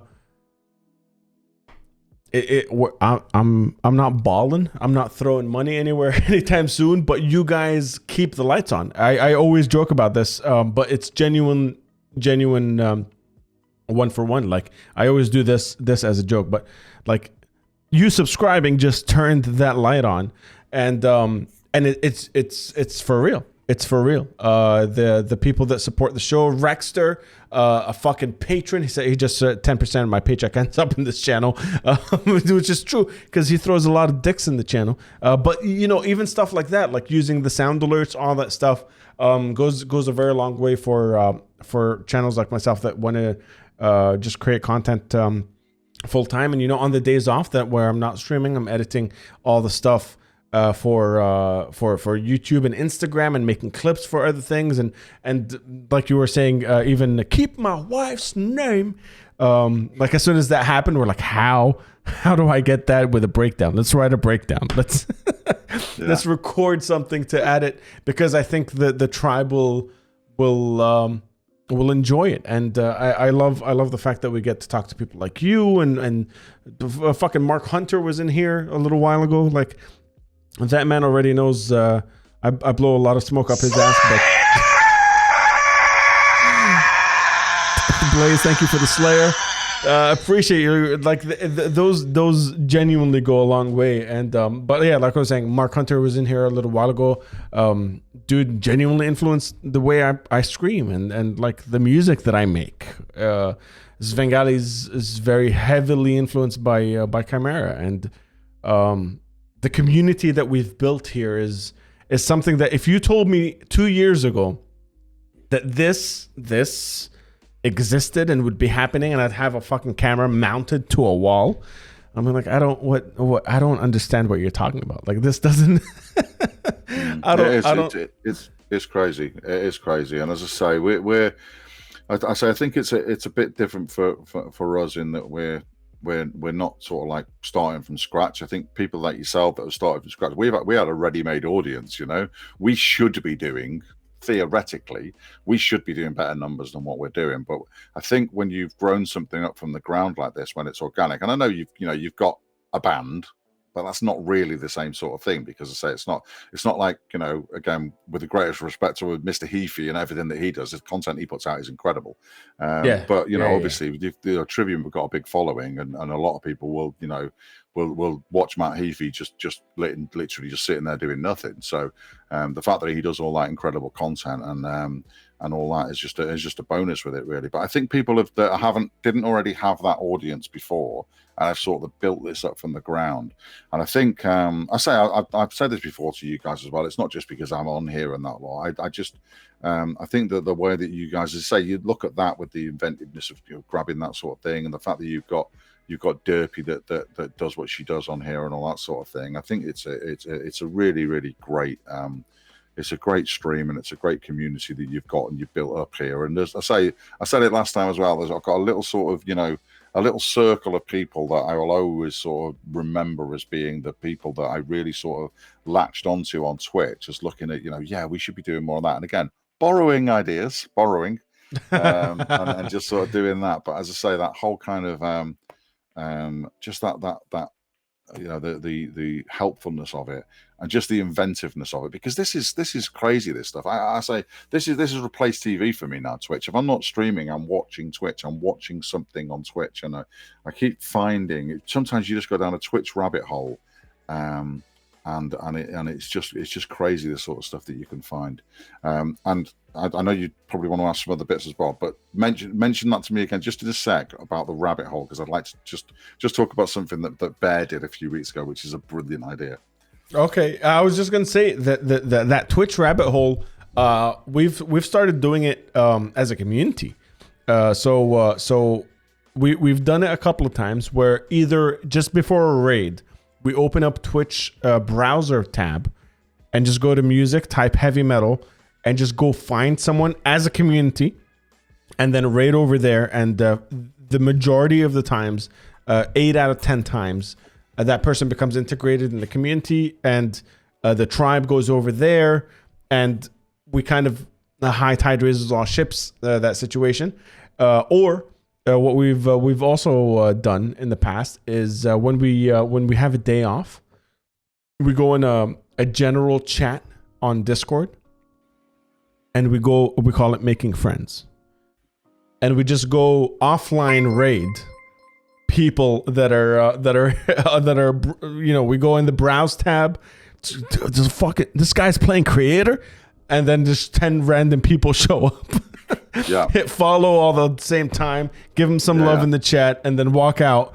And it's just that, just like you're saying, it goes a long way. Fucking Rexter just threw 200 biddies at us while we were saying that. Thank you so much, Rexter. Also, a fucking patron already. Amazing person and an incredible content creator. He's also a computer programmer, by the way. He's a nerd. He makes games for a living. That's but let's let's talk about that rabbit hole real quick. Yeah, so Bear did something a few weeks ago. So he's on as Bear Pit. He does a stream for us first Thursday of the month he does, but he's actually can't do next month, so he's doing this Thursday. So he's on Bloodstock channel this Thursday. Bear's a great guy. Bear used to run a venue down in the south of England that did all metal to the masses. And he's a DJ as well, so he's well known to Bloodstock for years. I've known him for quite a few years, and he's also in a band called Thum as well, THUM, and he does a stream for us, and he does a stream on Twitch as well, Bear Pit. So when I was in his channel a couple of weeks ago, it was like 1 a.m, and I'm sort of like half thinking, I'm going to go to bed, and he came up with this idea, and it's similar to what you just said, but it's a slightly more random and therefore more sort of chaos theory based. So what he did was, he said, right, I want you to give me a random word in chat, and I'll pick a random word. So he put some words in. I think chocolate was the first one he typed. So then he opens up the Twitch browser, as you said on the screen, types in chocolate, then finds anyone with the word chocolate that is streaming, yeah? And then he goes in on his stream, and we all go. So we don't raid, we all just appear. So, and usually, invariably, you'll find that they've got like sort of, maybe 5 people in their chat, So all of a sudden, 20 of us all turn up, and we all hashtag Bear Pit on tour and follow. And he's going, whoa, what's going on here? And they're like, whoa, are these bots? So that's people what she panicking said. that it's a bot. Yeah. So they literally, we all turn up, and then we all give them these follows, and they're all like, oh, so we're just like, hi, yeah, we're from Bear Pit. We're Bear Pit on tour. We just turned up. So just tell us a bit what you're doing, what you're playing. And they'll just, okay, yeah, cool. So they'll do that. And then we'll stay in there for sort of 5-10 minutes what they're doing. And then we say to the streamer, right, pick a random word. And they pick the word. And then we go search again. So that brings in the complete randomness of it. So then Bear pulls up the list again. If there's anyone on that's got that word in it that's streaming, then we got, right, thanks very much, bye. And on we go. And we go on to the next one. And we did that. What we found is we were doing it like a pub crawl. We were calling it like a pub crawl, Bear Pit on tour, something like that. Some of them came with us. Some of them were streaming, and they were like, oh, I'm coming in. I want to see what the next one is. A few of them were a little bit kind of, not too thinking about this. But it was kind of like spreading the love and just sort of going around Twitch. So we did that, and we made maybe about 15 or 20 jumps. And there was some of them, obviously you'd follow, And then if they were grumpy or they weren't really into it, something like that, then you'd unfollow. But there was a few of them, there was like 5 or 6 of them that were really great. And they said, oh, I love this idea. What a great idea this is. Yeah, man. And they come up with like, banana. So we go, right, banana. We found a chicken farmer who is like, it's just like a chicken farm at night, infrared cameras, all these chickens in their coops. And there's a drunk farmer in a barn just talking to himself. Because someone typed chicken, someone said your next word's chicken and things like that. So we found all of these random sort of things. And then we finished off, the last guy we went into, 4 a.m. I was supposed to be going to bed at 1. I had work the next day, but it was so wholesome and so good. One guy, we got him, our likes got him 50 followers. So it got him to affiliate, and he was just like delighted because 20 of us had suddenly pushed him over that limit, things like that. It's just really, really wholesome. And then this last guy that we found had like 2 people in his chat. One who was his sort of constant sort of person that was there. I think, again, without trying to be too, I think he was autistic or something like that. I think there was certainly some sort of anxiety or something like that, because he got a little bit freaked out when we all turned up. But then we calmed down. We told him that we were here thing, and he was playing that new game, Elden Ring or Elder Ring, whatever that is. He was struggling on it. So some of the guys helped him to beat the person that he was playing. Oh, wow. And he was delighted that he got through this little bit of the round, that he was like, oh my God, I can't believe you guys just came out of nowhere. And I've been trying to beat this thing for hours. And you're thinking, he was getting really excited. Then he gets out, he says, oh, what? And we said we're from a heavy metal thing. He gets a guitar out, starts playing his guitar. He had like a guitar, he had a bass, and he had some songs on SoundCloud that he sent us to. And he was just so delighted. And the guy who was modding for us came into Bear Pit afterwards, and he said that's the most people he's ever had in his channel. He only does this because it helps with his condition, to just try to help his confidence and stuff like that. I've never seen him that happy. And we're just like, man, that's amazing. That's amazing. And it just felt so wholesome to do it. And then you think, we only got to him because of all these random words. We could have ended up anywhere. And that's the whole thing. It's the randomness of it was brilliant. And that's Twitch for you. That's a rabbit hole for you. Wow. So you can maybe do that if you want. I don't tell Bear I gave you that idea, but that was. I think it's. Really, I already see Derpy saying we might steal that one ... Yeah, exactly. Yeah, exactly. So, but I'd say it was Andrew Foster. What's going on? Thank you for being here. Idea. And Bear started. To be fair, Bear started off by saying, "Right, chat, give me another name," and I'm like, "No. Get the word from the streamer, because then it becomes completely random. It's not just your chat coming up with words like cock and dick. You literally get a completely random one from the streamer. You don't have to be blood to be family. You do not have to be blood to be family, Rexer. Absolutely. Thank you. Denmark is in the house. Holy shit. Denmark 666. How's it going, my friend? You guys, this has been fucking amazing. Speaking of Bear, and speaking of Bloody Randomer, and speaking of Bloodstock, we're gonna head over there. We're gonna head over there now. We're gonna have a party, an after party over a Bloodstock festival. But building on what Squatter just told us, how about we use the ask a question redeem for you to tell us what we should yell at Bloodstock Festival when we get there. So if you look at the channel points in the bottom, there's an ask a question redeem. Type in what you think we should go yell at Bloodstock Festival. How many cock and balls do you think we're gonna get, Squad? Well, I don't know. I mean, I'm to be honest, my vote would be suck this squatter or something like that, or suck this gorilla, because he came in here and said you suck squatter, so therefore maybe we should say you suck gorilla would be my sort of thing, maybe. Should we just go with you suck gorilla? You guys? Do you guys would just want to all suck a? Oh, I don't. Yeah, it's just. Well, I say that obviously you've got the battle of the gorillas as well, because Julian Gorilla and Ferris Gorilla always have this sort of this push and pull about who's the best gorilla, and they still haven't done the. They're supposed to be having some sort of, I don't know, a dance off or a Call of Duty off or something like that. They're supposed to be having some sort of online battle, and it hasn't happened yet. But you know why it hasn't happened yet? Because they're both fucking gorillas. That's why. That'll be it. That will be it. I have to say, before you go as well, I went into Lars's stream the other night. I think you raided, or either you or Julian raided Lars afterwards. My expectations were not high based on his content, in chat, but it was really good. He did karaoke, and he was all right. He could sing, and he did some really good random songs, and I really enjoyed it. So well done to Lars on that. Yeah, massive shout out to Lars. Lars has been massive part of the community, and I don't mean just in size. He's been his an amazing contributor in all things tribe, and has recently started streaming. Got yeah. Look at this. I try to line it up. Got affiliate in the lowest possible time in a week, basically. Seven streams. Got affiliate. Kicked ass and is doing really, really well. If you don't follow Lars already, go follow him. He's a sexy motherfucker. It smells like monkey pee in here. We got one. We got another one. Dinmock666 says, "Lol, gorilla pee pee lol." Should be the raid thing. We're going for the highbrow one then, Dinmock. Yeah. Or you suck gorilla. I think you guys just type the word gorilla and then any nastiness afterwards. I think that's the one. I see Lingo redeemed drink a thing. So cheers everybody. Exclamation point and double tap in the chat. Squatter's doing his cherry Coke Max. I don't even know what that means. That's a lot of different things happening. Pepsi Max cherry. There you go.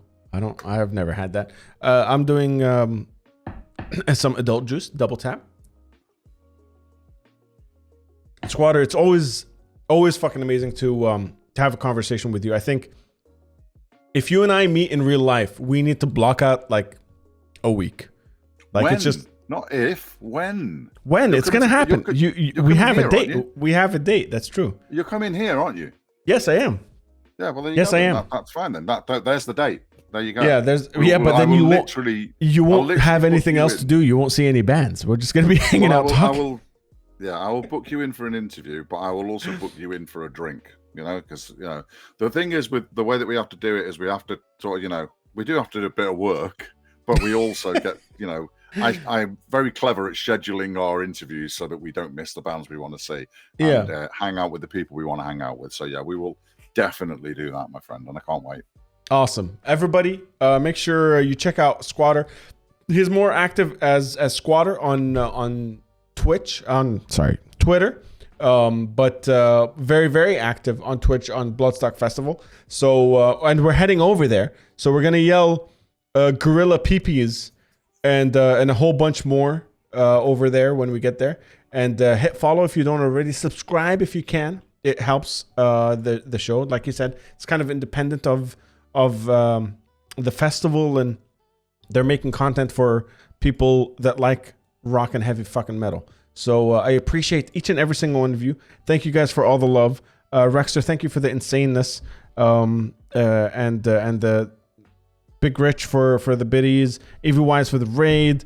Everybody that's followed you. You're all gorgeous, sexy people. I appreciate each and every single one of you. Stick around for the raid, like I said. It goes a long way. And Squatter, you know the rules.